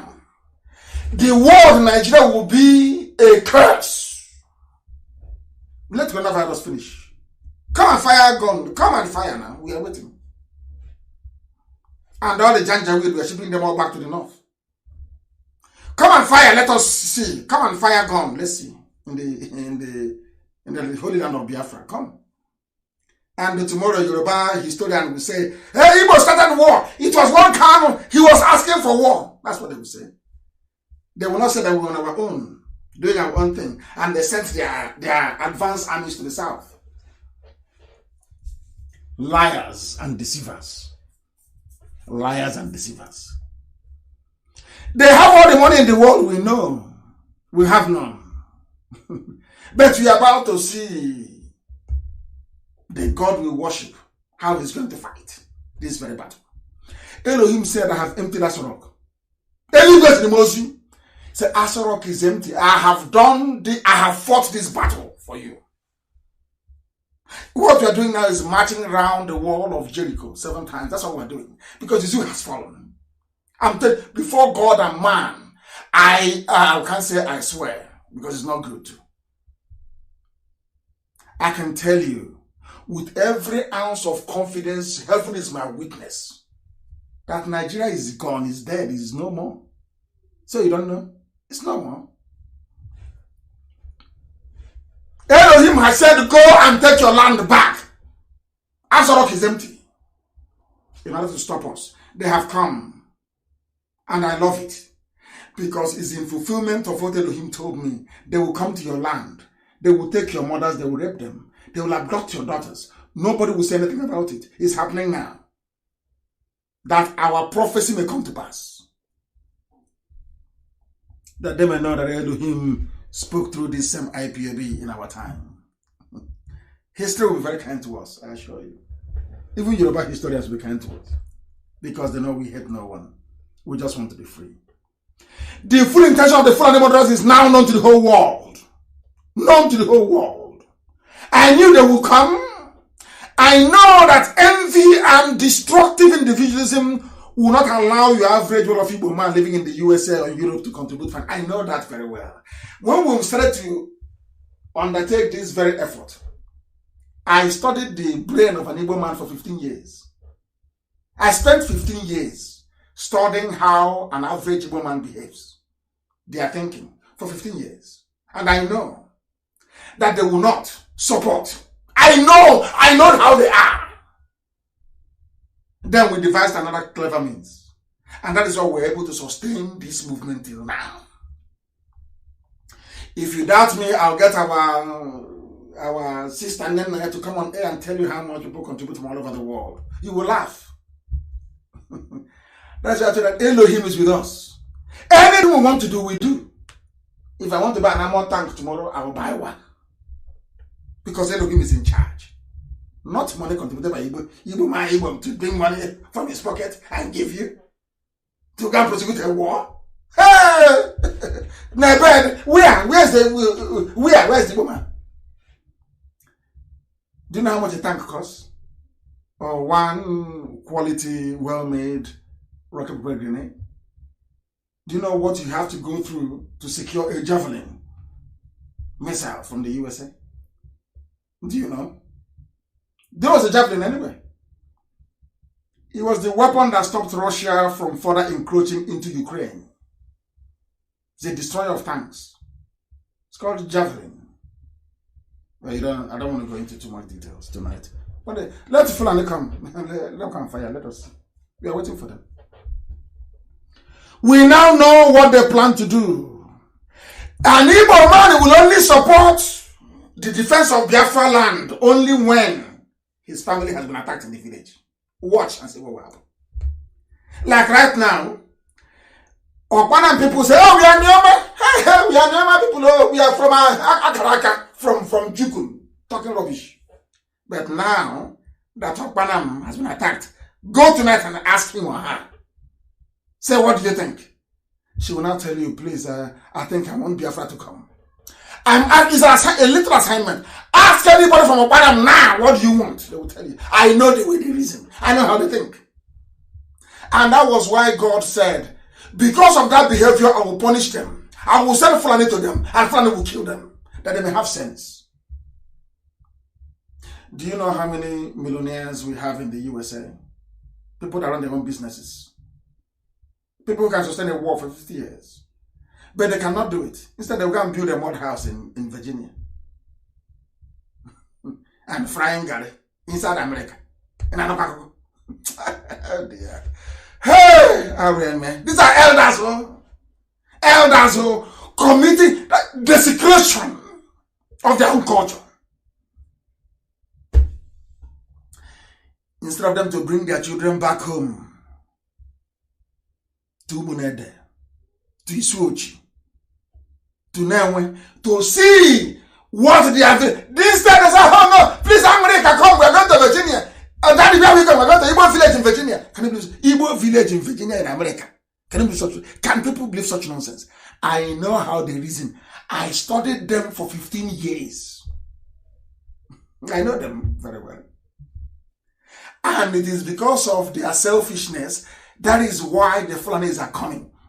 It was because of that selfishness. That was why El Rufai and Mama Ndaura calculated strategically that because an Igbo man is selfish and individualistic, they will never come together to defend their land. Let's go now. That's why they came.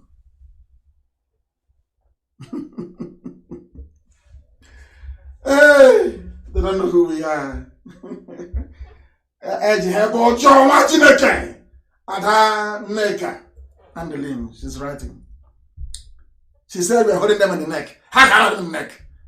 Ejihebo Choma. Down below. We are holding them in a bag. Zoo has gone. How can Nigeria recover? Recover how? How do you think they're going to defend this absurdity? Lying to the people for nearly 4 years. Lying to the people. Hey, it's indefensible. Even Britain cannot save them. Nobody can. So it's a waiting game. We are waiting. After coronavirus, any day they bring out anybody and say this is Buhari, they are finished. They know it. That is why he cannot speak. No interview. No press statement. Nothing. He's gone. Finished. He's been castrated. That is the might of heaven walking through IPOB. And you say God is not with us. Are you not insane? Are you not insane? I ask you. Elohim is with us. That is why we win. Every battle we go to, we win. Not to talk of now. You know my mother, my mom. Oh my goodness. Now that she's in the spirit. Fighting now in the spirit. So wait now. Maybe she felt she couldn't do it very well. In mortal flesh. She had to be mortal to do it. You are about to witness what you've not seen before. That in the end, when we go and rebuild our temple in Arochukwu and give praise to Elohim, you will then understand what I'm talking about. You don't know that's the trick. I told Elohim in Jerusalem, I will build your temple in Arochukwu as it was 5,000 years ago. We will rebuild it. Your temple in Arochukwu, we will build a temple laced with gold from top to bottom. There will be no man-made material there. Everything is from the earth. That the world may know that we are the center of the universe. The very center of this earth. The very center of this earth is Biafra land. The whole world, the center is in Biafra land. Go and check it. 0 longitude, 0 latitude. It is in Biafra land. Unmistakably so. When we refer to ourselves as Chineke, the children of God, and you don't understand, do you? You think it's just a nickname. It's not. It's a blessing. It's an outpouring of spiritual anointing upon those that have been chosen. This very race of IPOB. You have no clue, you have no idea. Have no idea. When, for those of you who are versed in the New Testament, that rejected stone. Remember when they, now I call myself a miscreant. They no longer want to call me a miscreant. I am a miscreant now, but they don't want to call me a miscreant anymore. And I answered with pride to drive home their stupidity. To drive home stupidity. I am calling on all 11 governors of the East to share intelligence with us in order for us to stop this invading army of Islam. Because I know the Yoruba will never help. Never, ever, ever. But they will provide propaganda cover for the Fulani to do their killings. That's what they do. If they cannot ask for their son, Osibajo, how can they look after you? Osibajo they cannot ask for. How can they come and fight for you? Or fight with you? How is that possible? And every Christian must resign from the Nigerian army. Because as you're there, is it not your villages that are occupying? You are doing Nigerian soldier, and they are occupying your own village. The Fulani you're serving. If you're serving in the Nigerian army, you are serving a Fulani cause. You are serving a people that will devour you. You are serving those raping your mothers. You are serving those abducting your sisters. You are serving those who are into terrorism. You are serving those who are looting and burning. You are serving those that have denied you anything good about life. You are serving those who cannot build roads. You are serving those who cannot run an economy. You are serving those who don't know their left from their right. You are serving idiocy. And you're serving your own death. It's a suicide note you're writing. Once again, I call on all Christians in the Islamic Army of Nigeria to retire from the army. The more you stay there, the more your towns and your villages will be taken. I have, as I said earlier, I have reached out to some people to help us sustain this very effort. And some of them have told me that their kids are abroad, they don't care. You know what they're planning, some of these politicians and governors? You know what they're planning? That when they finally come and they sack our villages and they kill all of us and we all die off, at least when we have the Oka Emirate, the emir of Oka, at least their child will be the emir of Oka, and the emir of Enugu, the emir of Asaba. You know, the same way that Afonja wanted to be the... People don't learn from history. What your governors are thinking is that their own children will inherit any new caliphate that is coming. So it doesn't concern them. And they have sworn an oath to the Janjaweed in the north. Those you call your leaders. They have sold the Oregonu camp. You've been sold a long time ago. Now you understand it, don't you? Now you understand it. Christians must resign. Maybe one day we'll have the Onitsha Emirate. They will take the house of the Obi of Onitsha. They will convert it into an emirate, or the Onitsha Emirate. And we'll all be wearing Babariga and going to Onitsha. Maybe the Shehu of Abakaliki. The Shehu of Abakaliki. How did they manage to do this damage to our psyche and our land? Because of our Hanes and Igbo, they are thrown and those mad people. They allowed them to do this to us. Ohaneze. The President General of Town Unions, the so-called PGs, some traditional rulers, your governors, and some of your politicians, they have sold out. Exactly what Hausa peasants did. What is happening today has happened in the past. Hausa peasants did it. They lost Hausa land. Yoruba tried the same nonsense. They lost Kwara. Are you people deaf? Are you blind? You cannot see? Are you that foolish? Are you that foolish? Or Hanese, the government deaf? Listen, are you people that foolish that you can no longer reason? The same thing happening to us today. Hausa did the same rubbish. They used Hausa peasants to defeat Hausa kings in war. Look at Yoruba. Look at Kwara. The same thing that happened is what these politicians and those that call themselves elders, you are bringing into our land. All this while that the Fulanis have been coming, have they made any credible statement that has any weight, that is substantive? It's about restructuring. When we have gone past that useless stage. The mistakes the Hausas did is what people are trying to repeat. But thank heavens for IPOB. The appointment of their chief of staff after a raging battle in Asorok will now confirm what I've told you, that now, officially, Aisha Buhari is in charge because Ibrahim Gambari is her candidate. And as I told you before, and I will repeat again this very night, Aisha Buhari chased away Garba Shehu because Garba Shehu locked her away, and with the death of Abba Kyari, Aisha Buhari took command again of Asorok in the absence of her husband. That is a verifiable fact. And that is why a disloyal Garba Shehu was meddling in her affairs. Only a few months ago, she said it, I will get my revenge. Now she has gotten her revenge, and her revenge is to take away the pass, that to take away Garba Shehu's pass into Asorok. So Garba Shehu can no longer gain entry into Asorok.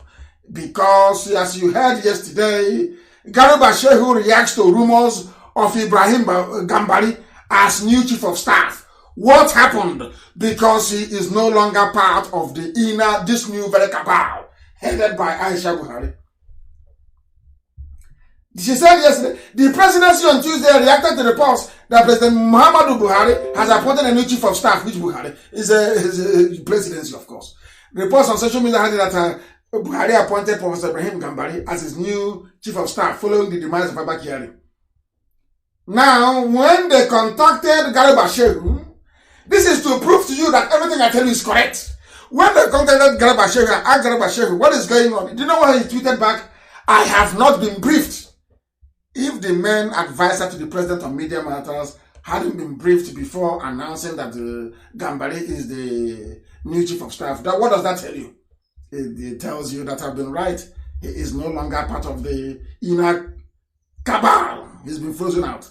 He's now looking for an ID badge to try to get into the villa with. Do you know what is astonishing? Can you see how an ordinary political appointee is being celebrated? But at least Aisha has consolidated her rule. Ibrahim Gambari is one of the few Fulani hegemonies. As I think my friend Faleka wrote a very brilliant piece on this very man. A very brilliant piece. Did I read it? Quite astonishing. Quite incisive, I must say. Ibrahim Gambari is a Fulani man. The father is Fulani, the mom is Yoruba. Understand this very clearly. He is a Fulani hegemonist. He is worse than Abba Kyari. I said worse, 100 times worse than Abba Kyari. And I said he has intellectual sagacity. It means that he has an accumulation of unverifiable certificates. He has an accumulation of accolades that cannot be substantiated nor proven. He has a few connections and he knows those to bribe. That's all.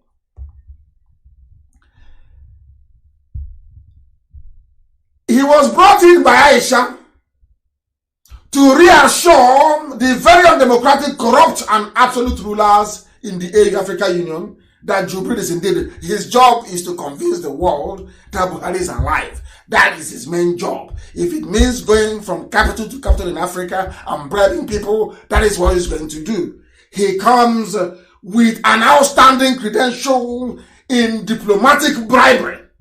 If there is anyone who can maintain the fine traditions of trading of valuable mineral resources to keep Nigeria warm, he is the one to do it. The IPOB will destroy him in a matter of weeks. Write it down. A few weeks' time, he'll be gone. His reputation will be on the floor. His main job is to hold the front against the international community as the war of conquest of Biafra land and entire South continues.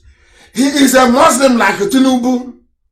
So Islamic expansionism, I must say, in the South is a religious calling, and he is obligated to support it. Obligated to support it. And do you know what I find astonishing? Before I came on air, I did a bit of research. Do you know what I find? Do you know why I say that some British people are in on this? Not Boris Johnson, no. But the British High Commissioner, you know, they're very corrupt people. The British High Commissioner to Nigeria, listen to this, Katrina Lang, has congratulated Professor Ibrahim Gambari, the new chief of staff to Muhammadu Buhari, so they claim. Now listen, you must listen very carefully. She went on to say, Gambari, who is an outstanding Nigerian scholar, diplomat, and from Kwara State, is to replace, that's the newspaper. Reacting, she wrote on her Twitter page, delighted to hear that M. Gambari has been appointed. Oh my, wrong grammar. Delighted to hear that Buhari has appointed the hugely experienced diplomat Professor Ibrahim Gambari as his new chief of staff. UK, which is British High Commission in Nigeria, looks forward to working closely with you on our shared agenda in the challenging COVID-19 times. Congratulations. Unbelievable. You're telling me that, oh God in heaven, these people are so foolish. You're telling me that a diplomat, a high-ranking diplomat, is congratulating somebody who is meant to be a chief of staff and saying to a chief of staff, we look forward to working with you. The UK government looks forward to working with a political appointee. a political appointee. We look forward to working with you closely on our shared agenda with the chief of staff, not the president.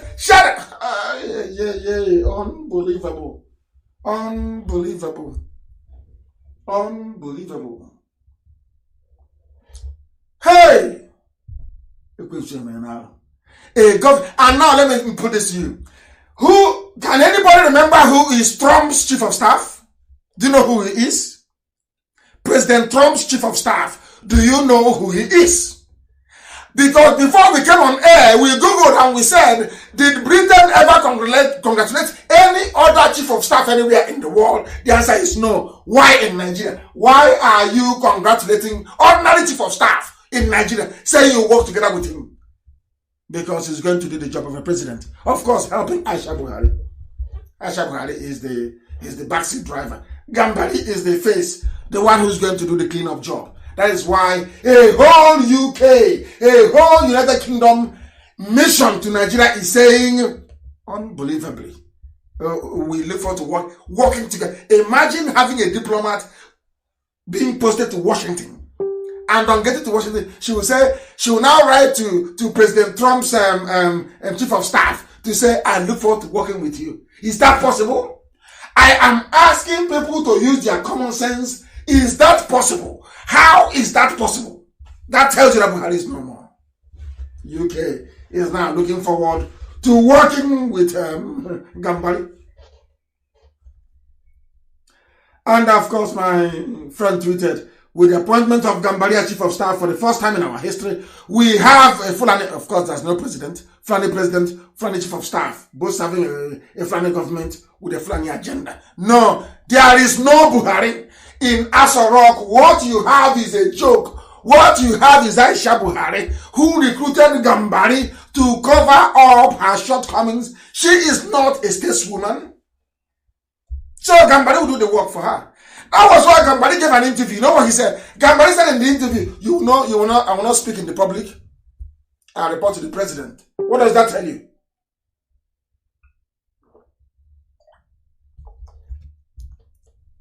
I had a sip of water. What does that tell you?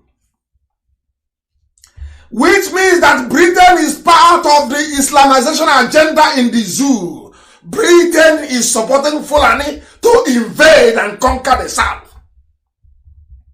That is why you're working with the ordinary chief of staff. Ordinary chief of staff, unbelievable. Ordinary chief of staff, that is unbelievable. Unbelievable. Oh dear me. Donald Trump's current chief of staff is Mark Meadows. Mark Meadows. Has anyone heard of him before? Do you know who Mark Meadows is? He succeeded Mick Mulvaney.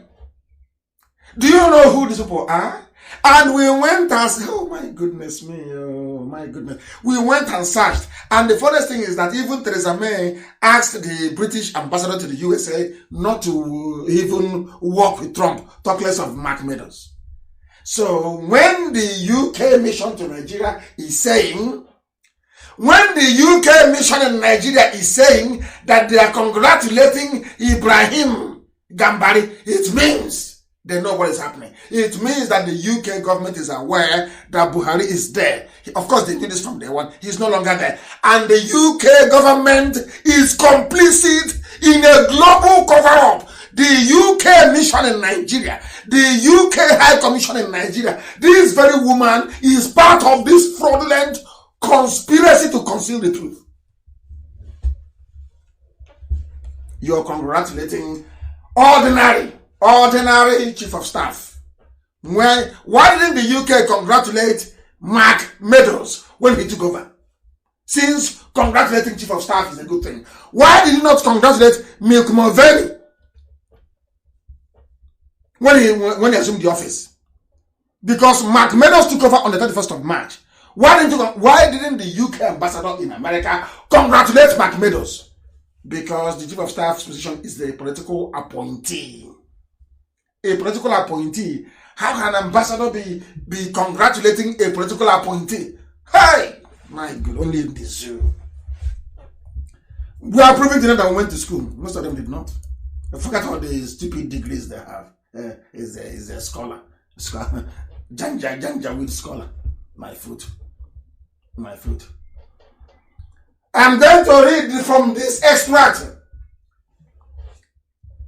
that Fanika wrote, because I don't plagiarize. When I read something from somebody, I give them credit for it. 200 years ago, the Arakatan of the ancient Oyo Empire and the self-proclaimed Oba of Ilorin, Are Afonja. He was the commander-in-chief of the Yoruba forces on the ground of the Yoruba, the same position that Gani Adams has today. The Are Kakanfo of the Oyo Empire. He went to Ilorin and betrayed the Alafin of Oyo by declaring himself the Oba of Ilorin. Do you know what he did? The same thing that your governors are doing today, the same thing that some of you are doing today, the same thing that some idiots are doing all over the world. You're entering into alliance with Fulani, thinking you're going to survive, you're going to have fun. What happened to Afonja should be an example to everybody. You should have taught the Yoruba race a very big lesson. It should teach all of you a very big lesson as well. You must learn from this. You must learn from it. He went and formed an alliance with a Fulani advisor, sorcerer, and mercenary by the name of Alimi. Listen carefully. It is from this very lineage, as you say, or the extended family that Ibrahim Gambari came from, the Yoni chief of staff. They want to sell to you as a Yoruba man. He is not a Yoruba man. I've gone past 2 hours. Alimi betrayed, as the Fulanis always do, as they're doing now in Apanam. They went and told them after the war, Igbo man is your problem. You are Niyama, yes, but you're not Igbo. You're the Varanja divides all of you into 2. Now, today they're in Apanam killing people. That's what they do. They do it very, very well. Alimi and his family took the throne from Afonja. They tortured him, dethroned him, and murdered him. And they did not only kill Afonja. This is the price of betrayal. When you betray your nation, this is what happens to you. They did not only kill Afonja, they killed his children. And I'm thinking that the Yoruba race should have learned something from this by now. That betrayal is not good. This is, in fact, this is for Igbo people. This is for Igbo governors.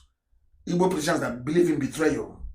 What the Fulani will do to you, as I told you before, they love to get you to betray your people, but they will kill you to make sure you suffer.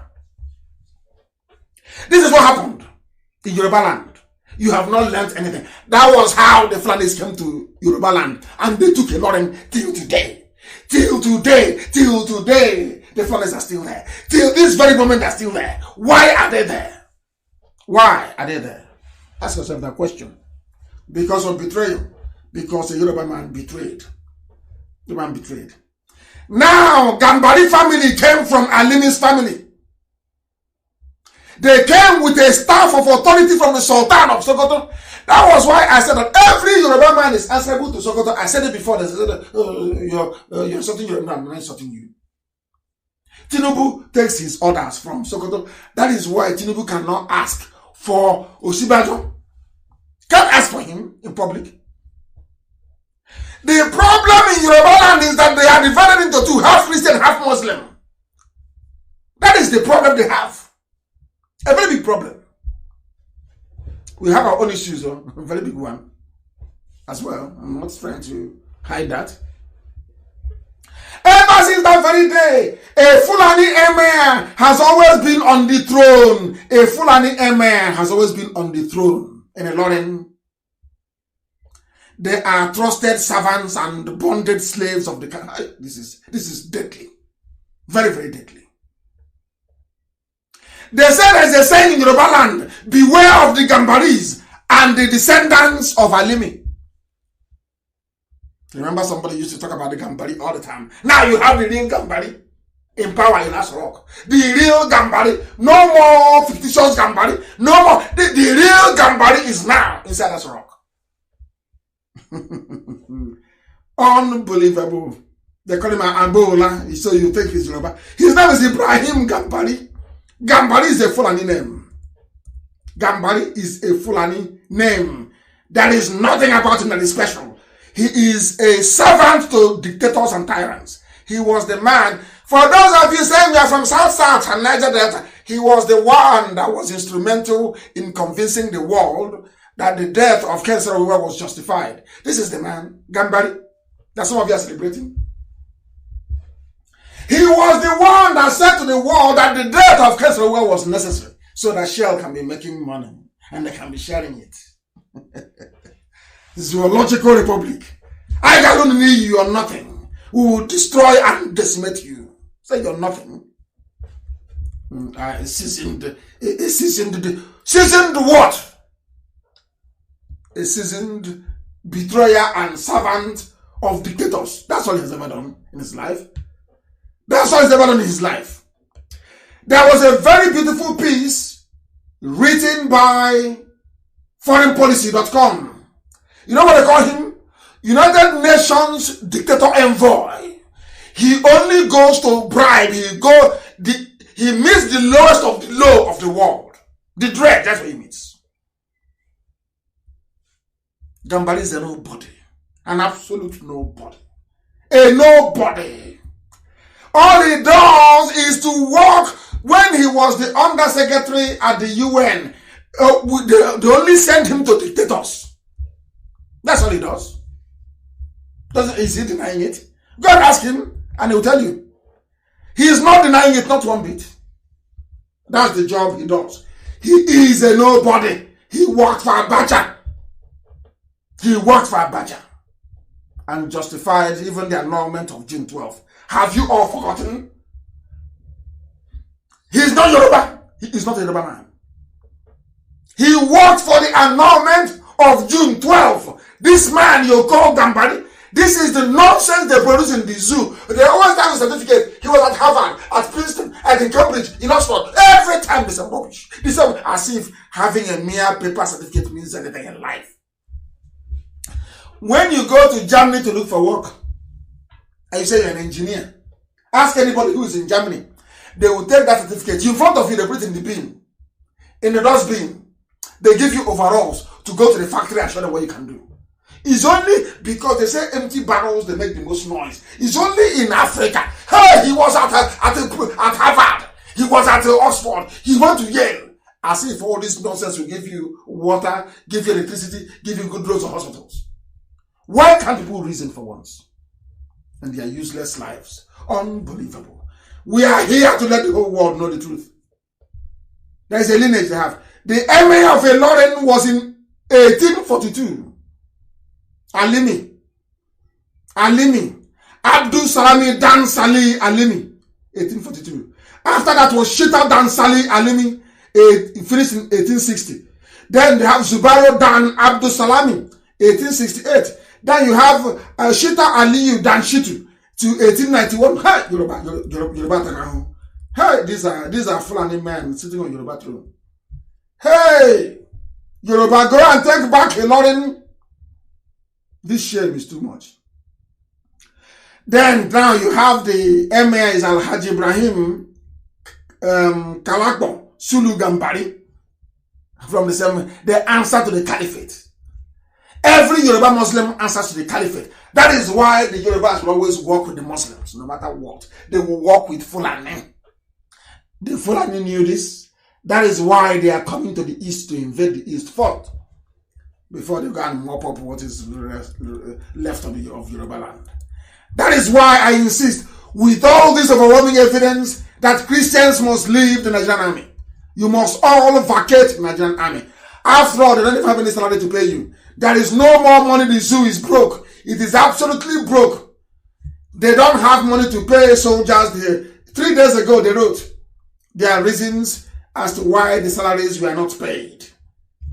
Why the salaries were not paid. They said that the lockdown has affected payment of military personnel. They didn't tell them that it's because nobody is buying the crude oil anymore. Nobody is buying the oil from the zoo. That is why they no longer have any money. That is why they can no longer pay the soldiers. Soldiers are not being paid. The more you are in the Nigerian army, the more your places are being invaded. The more the likelihood you will come back to a Fulani emirate, as the Yorubas discovered in Ilorin. Today, they are regretting it. Only those with true patriotic blood in them, those that love their ethnic group, will understand what I'm saying. If you are not Fulani, you must leave the army. If you remain in the army, you will become a willing tool with which your own village will be conquered. If you don't know, let me tell you. That is why they used, even the Alamajiris they used and they dumped and they rejected. The Alamajiris that they're shipping to us. I'm not going to defend Alamajiri tonight. Maybe some other time I will, because I want every child to have a very decent upbringing. What they are doing to the Alamajiri population is just an abomination. Shipping them everywhere. They give birth to them. After little girls of 9, 10 years old fall victim to Fulani pedophiles. They fall victim to Fulani pedophiles. They impregnate them. They give birth to kids on the streets of Kanu, of Katsina, of Kaduna, of Zaria. Now there's a problem. They want to ship them south to come and fight for them. That's what they're doing. That's what they continue to do. There is a very clever video which I want people to understand that you know, I don't know if, please, China, send it to Amaka to post. Very, very important, please. This is what they're doing to deceive all of you. You know, this very clip here, which some of you will watch on my page, Nnamdi Kanu, of course, on Facebook, the genuine one, please, with over 350,000 followers. That's the one you should be on. Oh dear me. There was an armed robbery incident in the USA. Do you know what happened? And the robber was caught on CCTV camera. And they took people funding. They did a program called, where the Crime Stoppers. People funding and said that the man in the video camera, that they know who he is. They gave an address to the police. The police went to the man's house, showed them the mother of the man they had actually said was the one in the picture, showed the mother the picture. You know what the mom said? The mom said, "This is my son. My son is actually a criminal." Do you know what happened? The criminal was not even a black person. It was a white man. He went to Hollywood. He procured a face mask resembling a black man. He went and robbed the bank and a series of other banks as well. So that when they catch him, you will think it's a black man doing the robbing. And to make matters worse, the mother of the victim of the identity theft actually said that is my son. I want to play it for you so you will hear. I want to play it for you so you will hear. It's just what they say, truth is actually stranger than fiction. Unbelievable. I want to play it for you to hear. Listen. What is happening? What is happening? I wanted to play. I cannot hear it. I cannot hear it. I cannot hear it. Yes, I don't know what is happening. Then it should be able to play. Then it should be able to play. I cannot hear it. I am trying to fix it so you can hear that I don't blame zoo people anymore. I don't blame you zoo people anymore. Because even the mother of somebody who is a victim of what they are doing with Buhari in Asorok said that is my son, when actually the son was innocent. I want to play it for you to hear if we can get our systems to operate the way it should tonight. I want to get it for you to hear. Eyewitness accounts. They say they're so unreliable, they may just be... I want you to listen. I want to go back and start from the beginning. We show you surveillance photos like these all the time, and maybe you recognize the person in the video, but your eyes can deceive you even about your own child. Yeah, that's really true. And tonight we actually show you a stunning local case that will make you scratch your head a little bit and wonder if what you just saw was indeed real. And it also... That's what they're doing to you in the zoo. A real problem. I wonder. They say they're so unreliable, they may just be the worst kind of evidence. Did you hear what they said?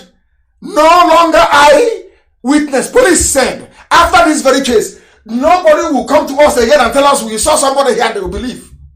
I'm saying this for you to know that there is no Buhari inside in Asorok. Come and see America wonder they're doing to you. I want this video to be posted everywhere. I want the world to understand the idiocy Nigerians are going through. Asorok is empty. Listen. 2010, he held up multiple tri-state banks, and the surveillance video hit probably every newscast in Cincinnati. He was robbing banks. See in a Hollywood movie. Hollywood movie, that's what I call it. If I do anything like this, talks about killing cops. This is the bank robber. We believe to be a bank robber. Onyoshi. Hamilton County Prosecutor Joe Dieter says people were convinced they knew this guy. People were convinced they know him. They pointed at the same way you are convinced that the man you're looking at is Buhari. But it sounds like Buhari. It looks like Buhari. I want to tell you, it is a lie. An absolute lie. Buhari is dead, buried in Saudi Arabia. That is why they cannot give any live interview. That is why they can no longer speak. That is why they now have swearing in behind closed doors. That is why they know the zoo will fall. That is why they are shipping Janjaweed and Lamajri to the south. That is why they want to start a war. Because you've been deceived. Nigerians, you have been fooled. Zoo people, you have been fooled. All of you deceived. This is a proof. They were sure it was this man. Put out a Crime Stoppers tip. They showed a man's face. About 5 or 6, 7 phone calls. I know that guy. He lives on this street. He lives in this particular. They mentioned his name. The detectives went to that house. They knocked on the door. His mom answered it. She said, "I know why you're here. I just saw on television my son." They came to the house. The police did Crime Stoppers. They gave the name of the person they thought had done the robberies. When the police went to the house, they knocked on the door. The mother answered the door. The mom came to the door. And the mother said to the police, "I know why you're here. I saw it on the news. It's my son. He is the thief, isn't he?" Now listen to what happened. Robbing a bank. This is that woman's son. Take a look. He looks incredibly like the guy in the surveillance video. Police took the son, whose identity we were not given, into custody. Then they got a call from another. He was arrested. That they had the wrong guy. That it was her boyfriend who robbed the bank. And this is her boyfriend, Conrad Zerdiak. Actual perpetrator. That way, yeah.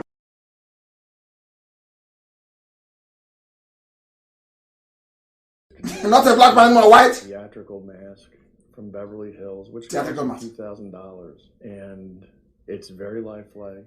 And he had it on, and it looks like the guy they called Crime Stoppers about. I mean, his mom said. His mother said. His mother said, "That's my son." But it's not the son. The person who committed the crime is a white guy. It's the same thing now. Happening to whoever, because Jubilee is no more, happening to the clown they brought wearing a face mask every day. It's not Buhari. It looks like him. When they dub their nonsense may sound like him, but it is not Buhari. In America, a woman said, "This is my son in the photo. It's my son. My son is a bank robber." Until the police told the mother, "No, it's not your son. He's actually a white man. But he was wearing your son's face." That's what they've been doing to you. The zoo has fallen. The zoo has collapsed. They have nowhere to go to. That is why they want to start a war. A war they're going to lose, of course. A very expensive and costly war they are going to lose. They will try to distract us as much as possible. Do not be distracted. Do not be distracted. What are they trying to do? They have got, and somebody asked me to tell them. They have caught the broadcast on Facebook. They have caught the broadcast on Facebook. Can you believe that? Can you believe that? They have caught it on Facebook. Incredible. Absolutely incredible. They have caught it. They cannot take anymore. They kept removing people. They cannot take anymore. They can't take it anymore. They cannot. So they caught it. They have caught it. We are back again on Facebook. Anytime we are hammering the zoo, they can no longer take it. They cannot take it. They cut us off. That is what they do. That is what they do. They cut us off. I must preach this gospel. That's what I'm doing. Heaven gave me a gospel to give to the living. That's what I'm doing. The truth. And they cannot, Facebook cannot handle it. Everybody have collected their own share. Everybody have their... Now watch. That now we have come back. We can struggle to make 8,000. You will see it. That's how they behave. Who are the people doing this? Yoruba people working for Facebook. I'm speaking the truth. I am telling you how they've been deceiving you. Anytime I go close to Buhari, the lies with Jubril, the lies with actors wearing face masks, they cut us off. That's what they do all the time. But we must continue. We must continue. Jerry Chukwu said we must continue. We are going forward. We are going forward. Soon we una. I don't know where that. I know too. Anya Diego. Ndidi Amaka. Is it only women who are listening today? Of course. You know what I told you. When our women come out, you know that Biafra has come. They are all on Facebook on my page. Nnamdi Kanu. Everybody is watching, listening. All over the world. Even I've been told now that Ibrahim Gambari is listening to this broadcast. The whole world.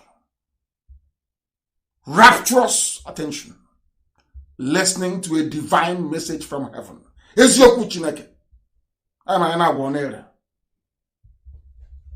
don't know any native doctor. Heaven forbid. The only native doctor I have is Elohim.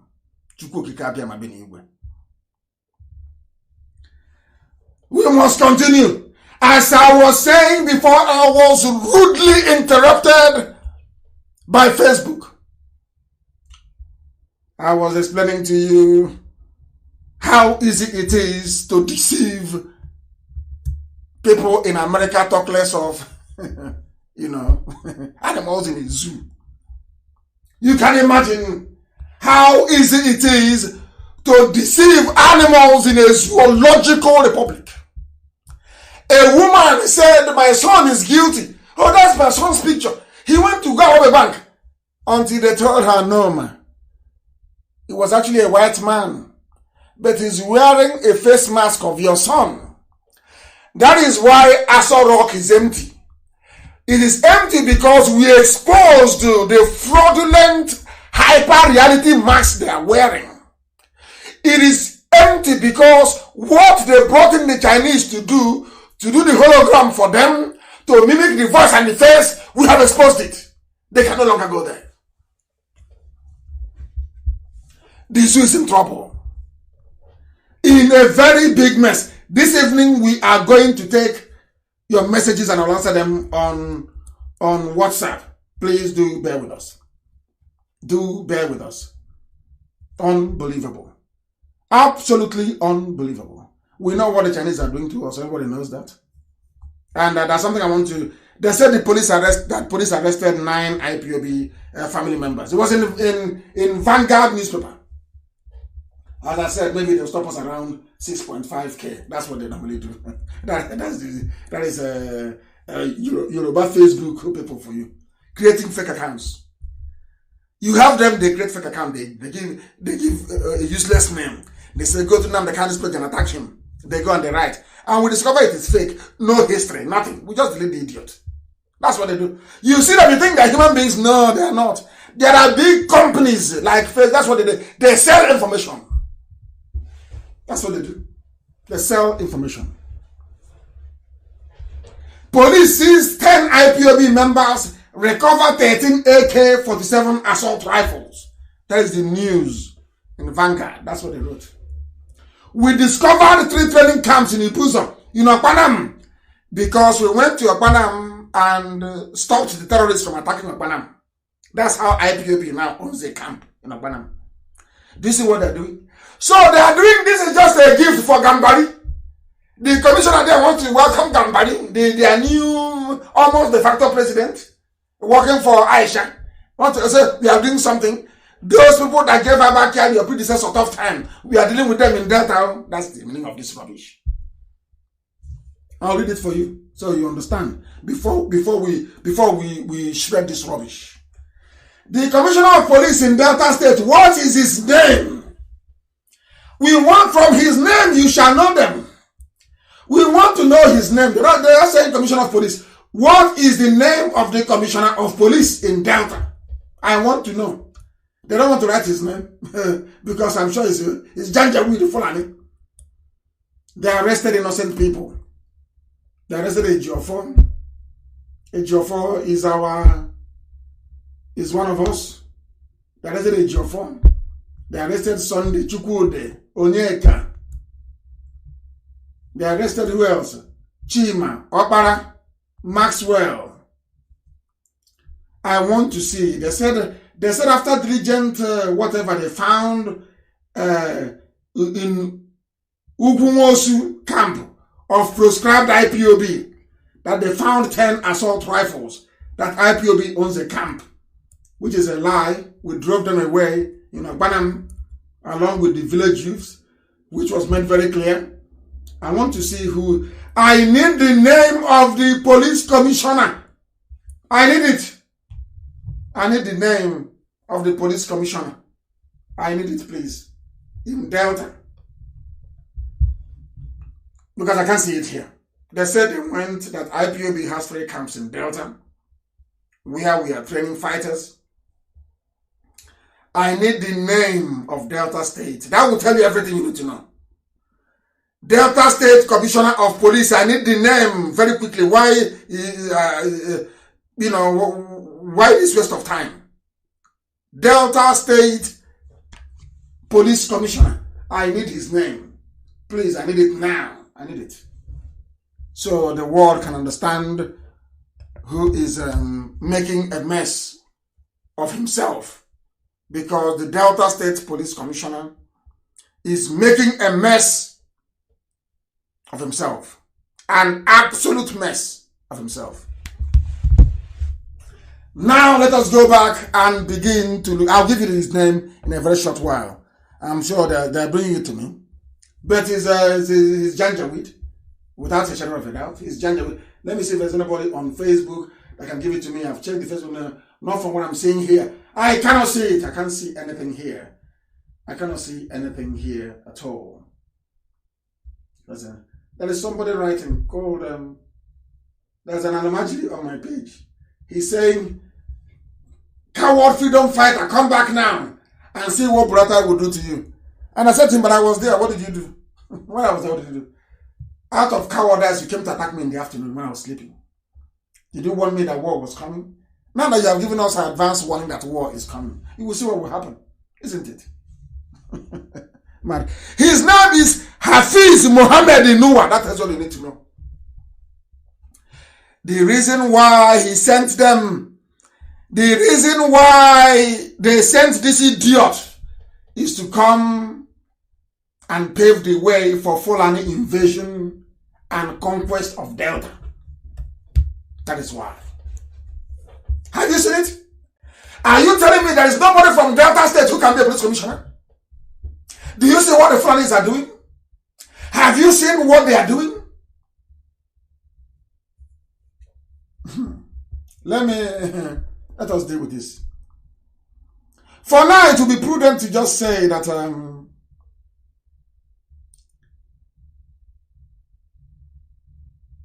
that they are holding innocent people. They are holding innocent people. If what they are saying at all is correct, if at all it is correct, where and how did you find them with AK-47? Where did you arrest them? Where did you find the AK-47? What evidence do you have linking them to AK-47 you say you found them with? You know me very well. If you commit anything in IPOB, I don't condone any crime or criminality. I'll come on air and I will dismiss you. I've done that before, many times.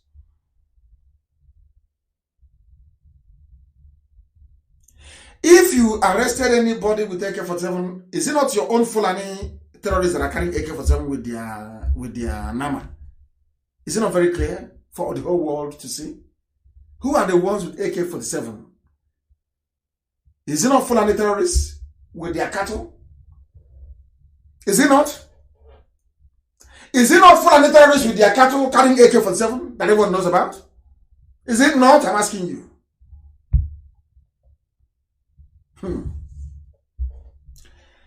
What we have is the word of the police against the word of innocent men until a court of law decides what happens.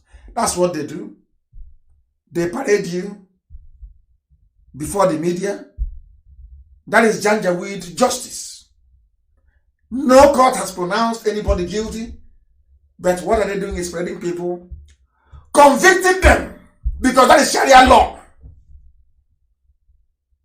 They say that you are innocent until proven guilty. And I'm asking this Hafiz in Noah, this Janjaweed, the Fulani terrorists in uniform, did you find them guilty? Why are you parading them and telling journalists that they are guilty? Which court of law tried them? Do you see why we don't want to be in Nigeria? People don't understand this. Can you understand it?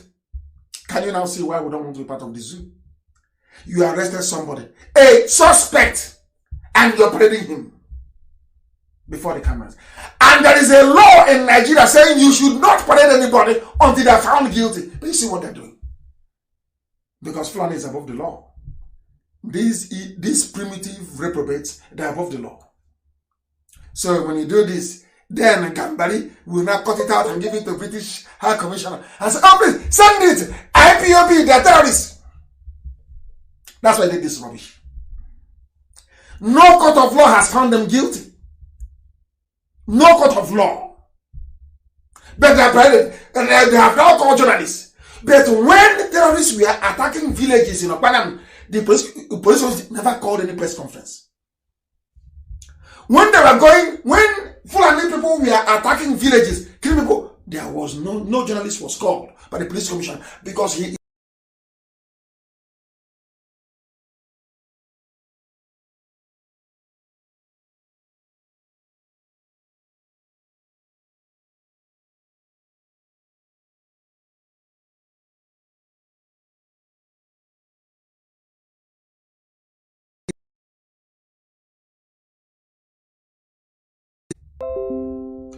Now, this tells the whole world. This tells those that say they are Nyamba, they are not Igbo. This tells the whole of mankind what IPOB is passing through in defense of our land every blessed day. It is not everything that we announce on air, not everything that I broadcast. Some of you don't know what we are passing through. Every blessing, if not for IPOB, our land would have fallen. Now, what do? They bring the police with a Fulani commissioner to go and be arresting people. They say are IPOB. Because what they want to do is to clear the path for the Fulani to come in. They know with our men on the ground in Delta, that axis, as they cannot come in. They know. So what they do is to remove them, is to remove IPOB from the ground, arrest them, do anything you like to them. So that the Fulanis can come in and kill, Okpanam as they've just done. Now, do you see what IPOB is passing through? When I see idiots who don't understand IPOB talk rubbish, I feel sorry for their stupidity. Do you see what we are suffering for your sakes? All of you. Do you see the humiliation we are going through because of you people? Do you see it? If you're a Biafran, do you see it? All those that claim, oh, I'm Delta, oh, Delta. Do you see what our men are suffering on the ground because of you? To keep the Fulani Janjaweed terrorists away. Do you see the humiliation? They parade innocent men, put them on the front page of newspapers to give IPOB a bad name. So when I attend the important meetings abroad, they will say, oh, but they said your men were killing. They know it's a lie. The Fulanis who are going about killing every blessed day. No press conference. None. None has been arrested. None. No press conference. This is why I said that Fulani police commissioners in the whole of the South should stop. It should stop. Now, do you see it? Despite everything, despite the fact that there are some people, idiots in Anyama said, like Lotanoche, we are Nigerians. We are from the north. Did it stop them from going to kill you? Did it stop them from abducting our mother? Did it stop them? I'm asking you. The answer is no. never stop them. This is what IPOB is suffering every blessed day. There is no type of humiliation we have not received in defense of our land. And sometimes even some of those we are defending the land for don't even appreciate it. Unbelievable. We are going to go to court and we'll destroy them and their flimsy evidence. You found IPOB. They have camps here and there and there. The only weapon we have is our flag and memorabilia. That's all. Killing. Where do I need to carry a gun when Asorok has fallen? Where do I need to be fighting you? What do I do with a gun? When Elohim has destroyed Asorok itself, we went for the jugular and Asorok has fallen. What do I do with a gun? I'm waiting for coronavirus. That's all.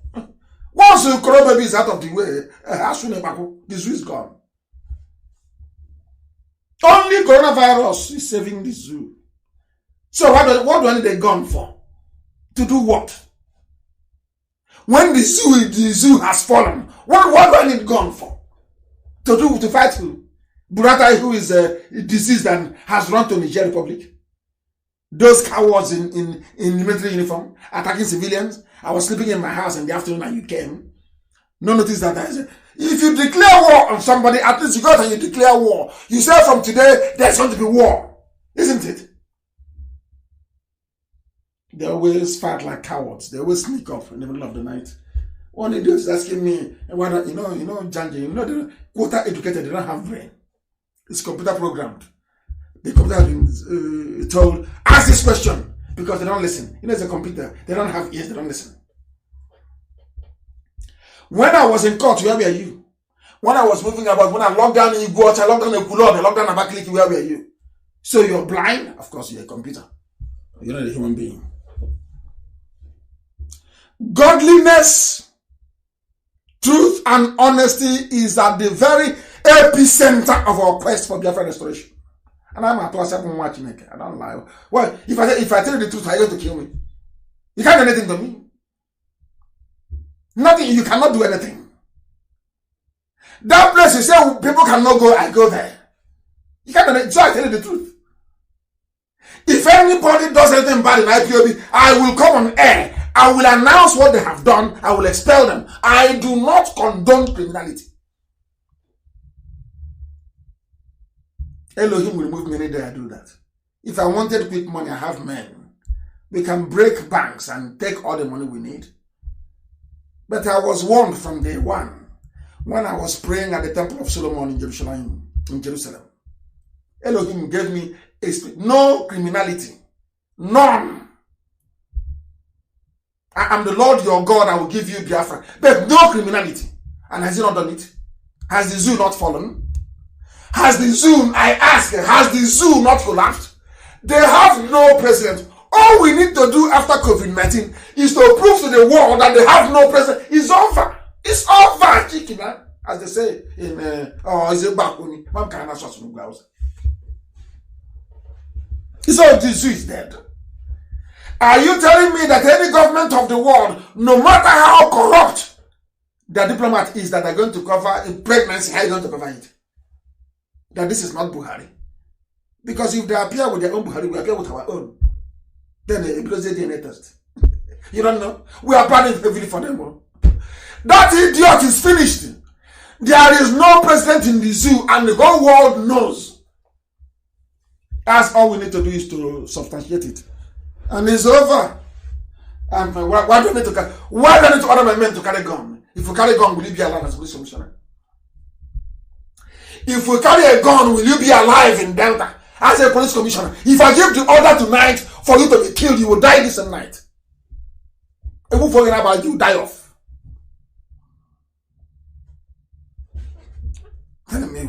We saw them with 13 guns. This is so you started your own propaganda yesterday, elementary school. Go round up a few people and say we found guns with them.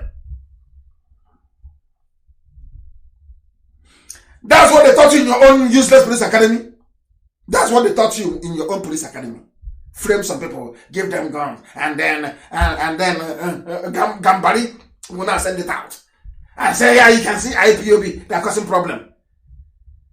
You want to use journalists to divert our attention away from. So what you're trying to do is to say, oh, don't believe what Nnamdi Kanu is saying, oh, because his group is a terrorist group, oh, don't believe him, oh, when he tells you that Buhari is no longer here, don't believe him. That's what I'm trying to do. Can you believe such idiocy? Godliness, truth, and honesty is what I pursue. I expel people live on air. Nobody will say they didn't hear it. I expel people live on air. If you do something wrong, I will remove you from IPOB. How many times have I expelled people live on air? How many times? How many times?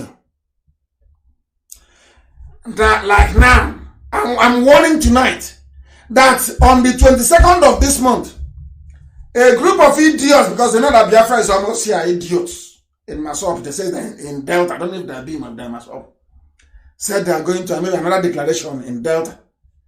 And they're now telling IPOB family members to come and join them on the 22nd of this month to go and raise flag again. And I'm announcing it tonight so the police can hear. This is not an IPOB event. And I am warning that no IPOB member will attend it. That's how we are. We don't hide anything. We don't hide anything. People know that Biafra is at hand. So every idiot is jostling. Every fool is running around, making noise to be heard. But Biafra land is under one command. One supreme command. One only. Not two, not three, not four. Nobody's attending anything. Police, I'm telling you, in advance. Maybe you can get some people now. You say, oh, we saw them. They're planning to overthrow the government. I'm telling you now, there's a rally planned for the 22nd. So people said they want to declare Biafra again. Raising a flag is not us. I will only declare Biafra once. I will only raise flag once. When I declare Biafra or raise our banner, if it's battle banner and we raise it, it won't come down until the zoo comes down. People now you say, oh, we saw them. I ain't tomorrow for information. This is IPOB. You're not in our league. This Hafiz Inua, you're not in our league. Just go and sit down. If you think you can create a pathway for terrorists coming to Biafra, you are wasting your time. It will consume your head. You're a madman. When we go to court, we'll destroy all that nonsense you're talking about. Fools everywhere. Special announcement, our 1 million man march has been postponed until next year due to the impossible economic and travel conditions imposed as a result of COVID-19. The leadership of this movement worldwide, the very highest command of IPOB, have decided to shift it to June of 2021. We will storm Washington, D.C. June 2021, no longer next month. It is not feasible because of COVID-19 and all the social distancing rules and laws forbids us from gathering in such huge numbers. And as I promised you earlier, I have a number this evening. It's a WhatsApp number. +1 USA number +1 512 955 2807. I don't know if I can take some questions also from Facebook. There are too many questions. It's streaming very fast. I cannot actually see it or capture it very well. The WhatsApp, not WhatsApp only. +1 512 955 2807. If you have any question, unlike Asorok that is empty, if you have any question, you ask me, and I assure you I will be able to answer. If you have any question, you ask me, I will answer your question. Once again, the number is +1 512 955 2807 on WhatsApp. On WhatsApp. Please, on WhatsApp. on WhatsApp, please. If you have any questions you ask, I will answer. Unlike us, I don't know why is it these days when I ask for questions, nobody asks any question. Why is that? Eh? Nobody's asking any question, right? I want question. I have given you a WhatsApp number +1 512 955 2807. Somebody said the zoo has fallen. Cheers or no? I want questions, please. I want questions, please. I want questions. Send me a question and I will be able to answer. Any question here? Somebody's calling. I said questions. They are now calling. Hey, these people are so terrible. I said I want questions sent in as text, not calls. Questions sent. Hey, hey, I said text messages. Oh dear me. Now it's coming. My name is Chid and I'm writing from Aba in Abia State. Please, sir, people shouldn't call. I'm confused and that's why I'm asking this question. What's the real duty of governor in each state, more especially the duty of the governor in Nigeria is like you have an emir. Is a replication because the constitution of Nigeria is a Janjaweed constitution. What they do is they replicate. They replicate what is happening in the emirate, where the emir is the all and all. That's why they call him an executive governor, which means you can do anything you like and you can get away with it. That's when they don't do anything. It's not to protect the people. Please, no calls. They're calling. No calls. Hey, no calls. No calls, please. I want messages only. If you have questions, you ask. Or is it the Janjaweed calling to block our lines? I don't believe this. Hey. Emmanuel, what is happening to this? People are calling.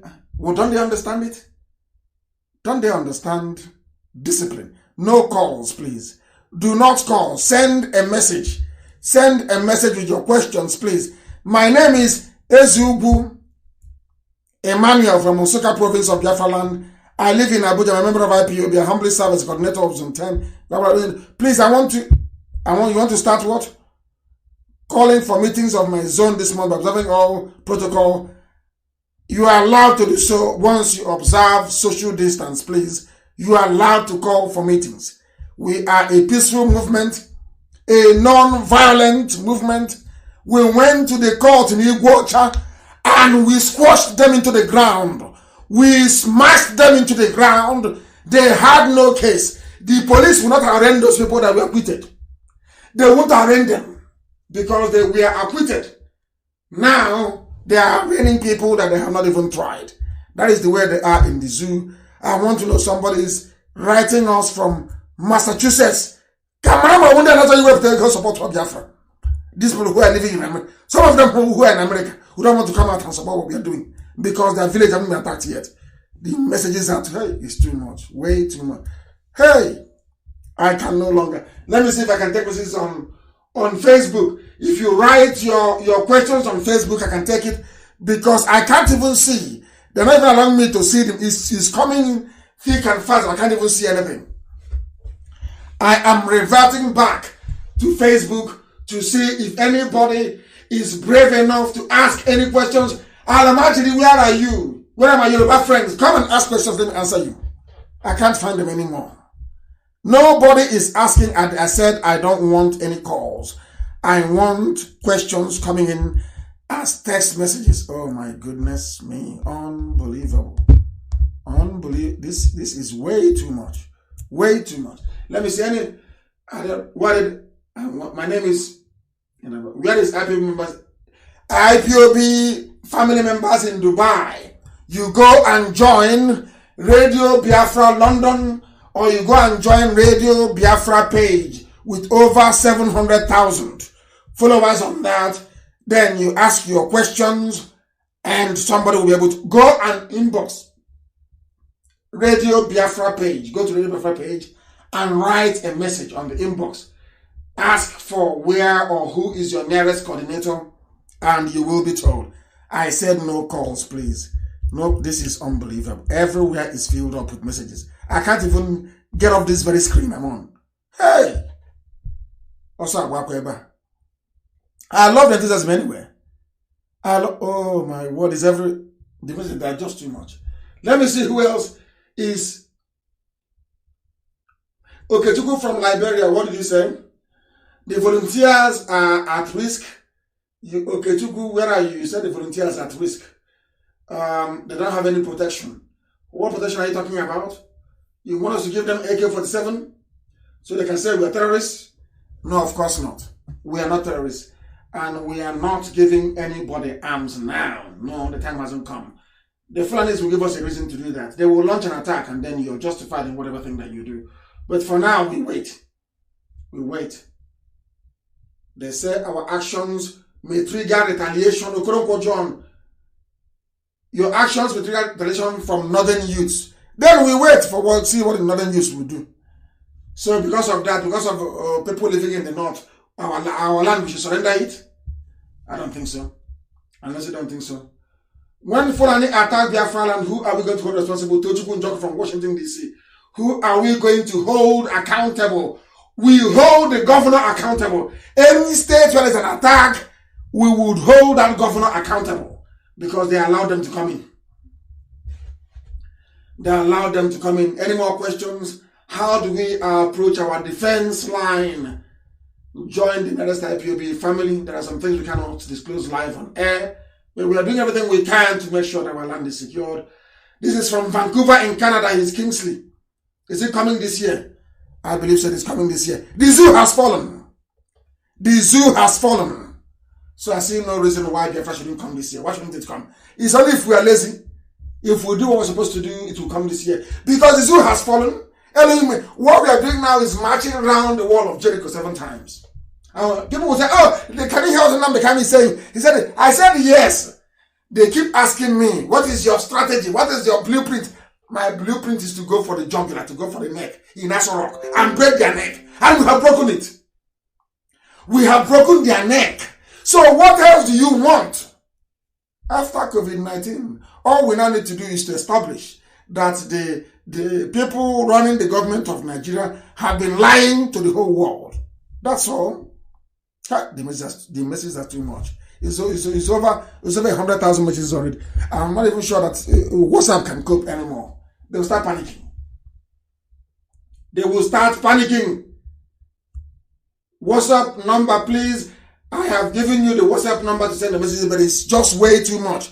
Way too much calls and wait. I said the people running the government of Nigeria have been lying to the whole world. Because we are back live again on Sunday.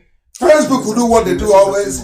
Once we are over 10,000, they start moving people onto the WhatsApp can cope anymore. Once they remove you and you keep joining back again, they cut everything. They will start panicking. Take us around 8,400. That's WhatsApp number, please. I have given you the WhatsApp number. Only one person. Way too much. I will broadcast. I said, if they do this, people will come to online. I will back lying and will give it. Because we are back live again on Sunday. Facebook will do what they do always. Once we are over 10,000, they started moving people onto the WhatsApp can go. Did it by this. Once they remove you and keep joining back again, fraudulent issue system panicking take us around 4,000. That's WhatsApp number, please. I have given you the WhatsApp number. My name is only one person. I will broadcast. I said that these people are come to online. I will buy lying because we are back again. We are going to wait and see. Facebook will do what they do always. But once I am over 1,000, they started moving me. They hope that all your WhatsApp will come. Once they move you, I want him to join again. Fraudulent issue system panicking. They feel that the studio out my class. WhatsApp number, please. I'm giving you the WhatsApp number.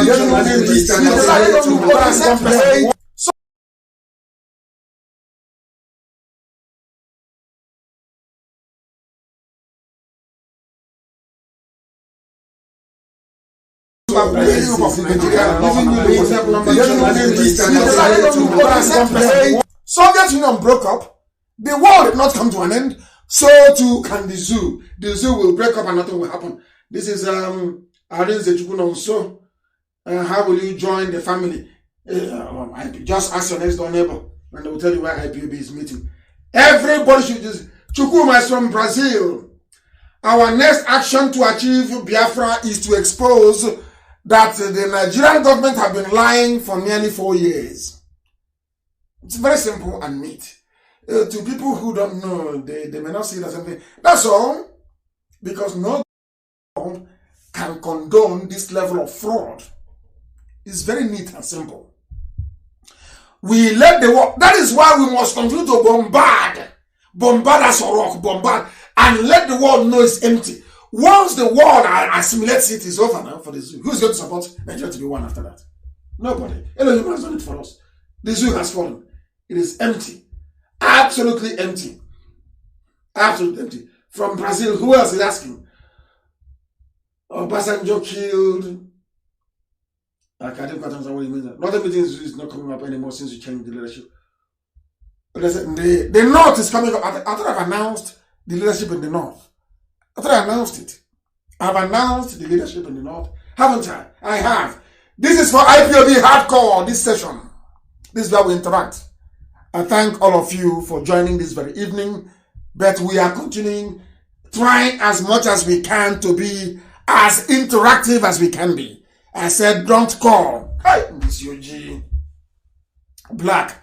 Do not call. Send a text message. But they won't hear. They are calling. They are calling. They are calling. Northern meetings. I will find out why it's no longer happening. From Germany. My question, what function of Biafra senators and House of Representatives? It is entirely up to them. Mind you, before you become a senator or a House of Reps member from Biafra land in the zoo, they convert you. You go to the north with a spare boxer shorts. After they must have finished wrestling you in the north, in Katsina, they pass you to Sokoto. After Sokoto, they take you to Medugri. By the time you come back, your wife will be calling you darling. You'll be telling her you want to go and sleep because they have made use of you. That's what's happening in the zoo. 1 million March is 2021. If a new government comes in Washington, it doesn't matter. Trump will never lose. Elohim is in charge. Trump will not lose. We will still march. No matter who. Now, America is a democracy. How are they going to stop us? They cannot stop us. They cannot. People are still calling. I said no calls, please. Only messages. If I try to take a message, somebody will come. Let me try and see who we can. Oh, they're still calling. They are still calling. Some even on video calls. I want to see. Somebody is calling from Romania. Free man. Why are you not part of the family in Romania? We have IPOB family in Romania. Somebody is asking, how do I join the family in Romania? We are in Gabon. People are in Gabon. We have families in Gabon. We are all over the world in more than 100 countries and territories. We are IPOB, the largest freedom fighting movement, and we are on this very earth. That is why our enemies are afraid of us. Those who should be close to us are envious of us. They think it is Nnamdi Kanu and a few people doing it. No. I only lead IPOB. Elohim in heaven is the one doing it, not me. God in heaven is the one piloting IPOB. I'm only a mere mortal putting up a presence. Elohim is completely and totally in charge. Chukwu Okike Abiama is in total and absolute control. How do we defend the Ikuano? Because we understand they have a settlement at Ariam, which is the boundary town. We are doing something about it. I will not tell you on air. But what happened in Akpanam will also happen over there. There will be no Fulani camps. If they want to live in our land, they should come to the cities and live. Rent houses like everybody else and live there. Sell their nama and go back or do whatever thing that they wish to do. But telling me that they're going to live in the forest, and that is rubbish. They cannot live in our forest. It is impossible. Absolutely impossible. Igwe is listening from Owerri. Can you show us pictures of Jubril of Sudan? Can you show us pictures of Jubril inside Sudan? Hey, what a question. Can you show us the picture of Jubril inside Sudan? Can you show me a picture of your grandfather? I don't know how stupid some people can be. Can you show us a picture of Jubril inside Sudan? Did I tell you I lived in Jubril in Sudan? Hey! Black people, this UG. But we must move on. No wonder they go to Cambridge, Oxford, Princeton. They come out with a certificate, they know nothing. Ejike Lisa is in India. Have you postponed? Yes, we have postponed the 1 million march. Ejike Lisa is in India. And we have a family in India. We have IPOB families in India. Somebody is Atari Munhande. He's saying, Nnamdi Kanu, why don't you hold the governors? We are holding them accountable. If you listen to us every day, we hold them accountable. We hold them accountable on a daily basis more than any other people. At the time, they thought we were going to kill them, but that's a lie. We're not going to touch anybody. Biafra will come, and we'll see what shall become of them. Let the people decide. Aparibe is there doing a very good job. Everybody loves Aparibe because he's doing a good job. He's fearless. We love fearless people. We love them. What are we? Who is asking? Mark Hobson. What are we going to do to stop the rest of our brothers in Delta State? We are taking the police commissioner to their own court as well. We are filing papers tomorrow to restrain the police commissioner from harassing our people any further. We are going to launch our counter-offensive tomorrow against them.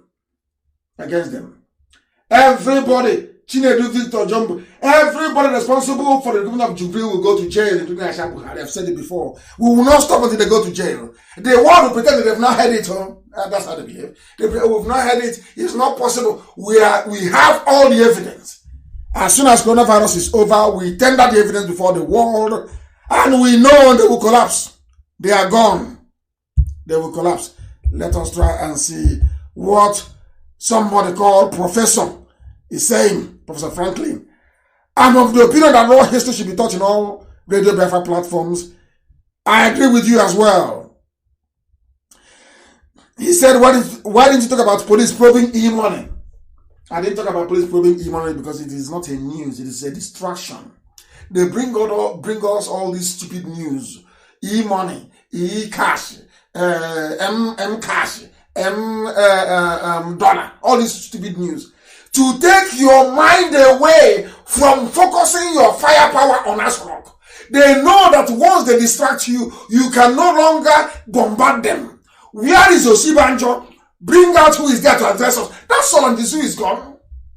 Don't fall for the bait. They will bet you to divert attention. No, we are an Asrock. That is why I didn't discuss the e-money issue.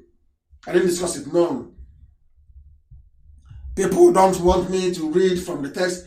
It is bombardment after bombardment. Julius issue. Ndokwa, where do you live? What's the plan? Ndokwa is part of us. Ndokwa is part of us. Ndokwa West is part of Biafra land. What's the plan? Because I'm a believer. The plan is, let me make it very clear again. They're asking, it will be published very, very soon. I want to make it very clear. Biafra is going to be a confederation. A confederation. The Igbo nation will stand on their own inside Biafra. Efik will stand on their own. If they want to join with the BBO, that's entirely up to them. They vote for it. Everybody will stand on their own. Isoko, it doesn't matter how small you are going to stand on your own, with your own flag. Biafra will be a confederation. Not like Nigeria, no. Nigeria is not even a federation, it's a fake union. A fake unitary system. A militaristic unitary system. In Biafra land, everybody will be on their own. The Igbo nation will have their own parliament. The BBO nation will have their own parliament. Efik will have their own. We are going to have a common defense policy. So if you attack any part of Biafra land, you're attacking a lot of Biafra land. You have NATO. We are going to have a common standardized system to measure the quality of our education.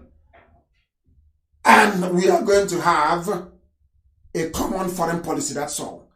The rest you do, every resource in your land belongs to that very people. Nobody has access or right to it. If Ogun wants to be on their own, they can be on their own. Anybody, if you want to stand alone, you be on your own. After all, we gave the world autonomous community. I'm sure maybe even before this night, 10 more autonomous communities will be created in Biafra land, in Igbo land especially.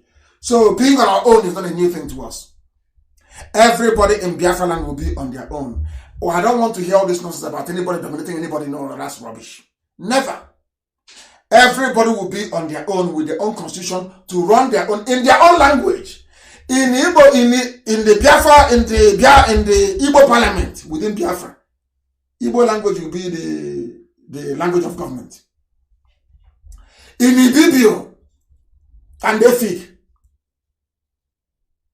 the local language will be the language of government. In Isoko language will be the language of government. In Urobo, the same. In Ishekiri, the same. If Bini Edo wants to be part of us, Bini will become what Monaco is in France. Bini will become a principality because I love their tradition and I don't want them to jettison their age-long reverence for their monarch, the Oba of Benin. So the Oba of Benin will appoint his own minister to run Bini on their own. But they can also be part of Biafra should they wish to do so. So it is not by compulsion. Not at all. If you wish to be part of Biafra, you belong. Any day you don't want to be a part of Biafra, say for instance, Idoma wakes up one morning and says, we don't want to be part of Biafra anymore. Bye, go. No problem. That's how it's going to be in Biafra land. A model system that will astound the whole world.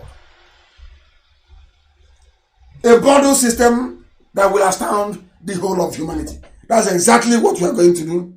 And we are going to win that very battle. Julius Isu is from North Africa. I answered your question. Let us see. Vision Okaga is from the southeast.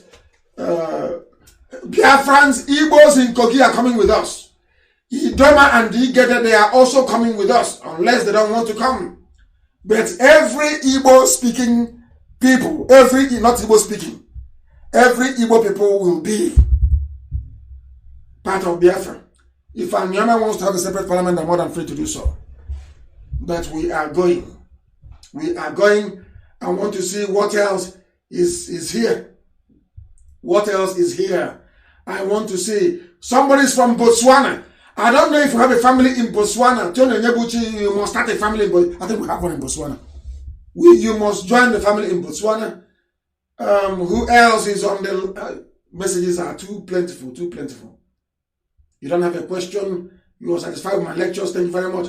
Vitus Okoro, thank you very, very much. Thank you very much. Who else is here?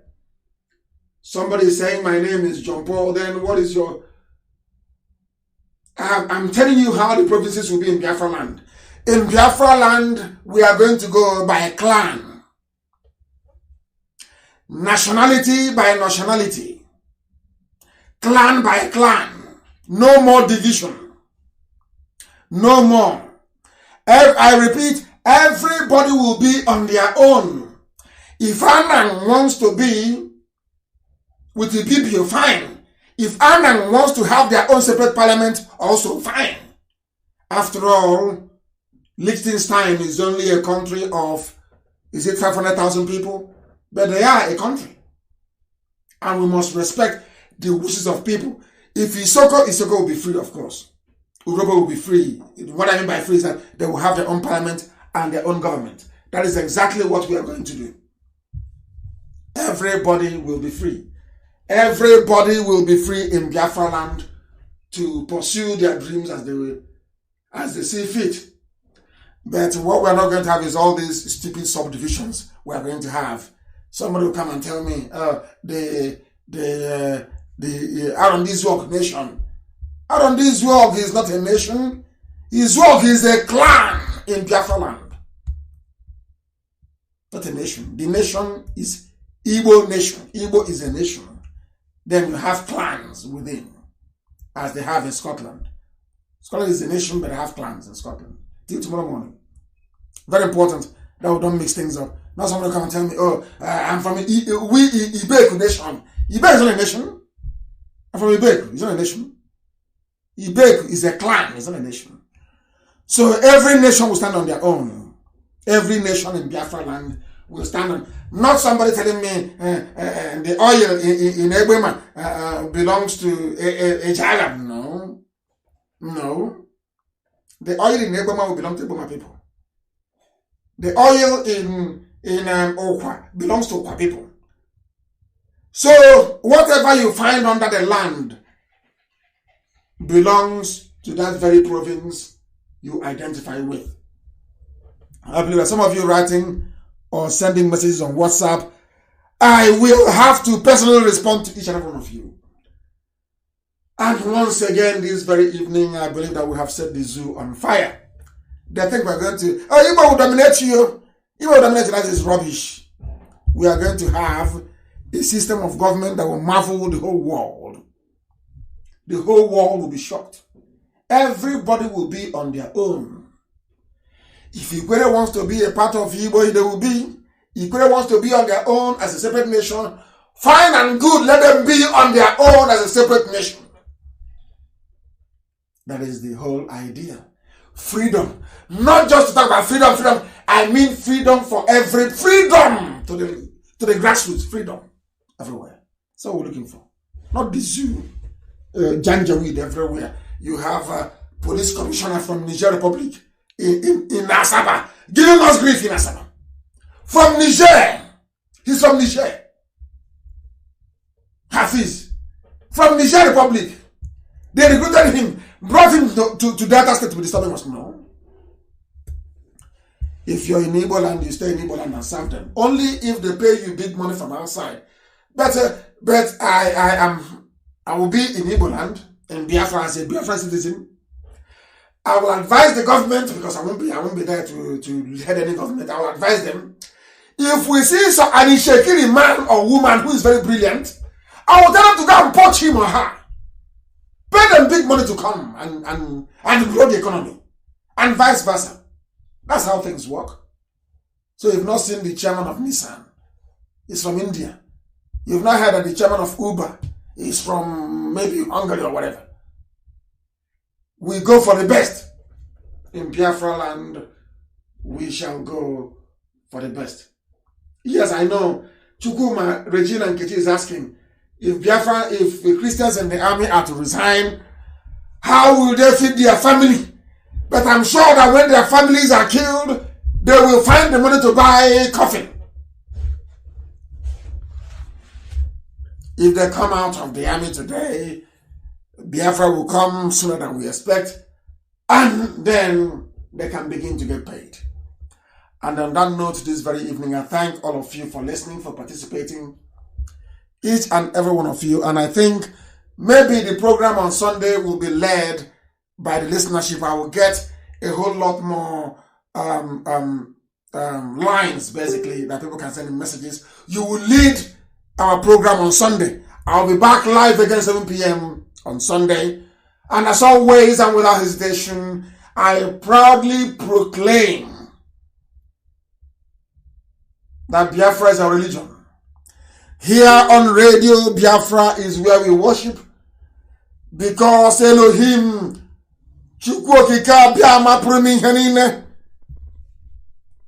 is our God.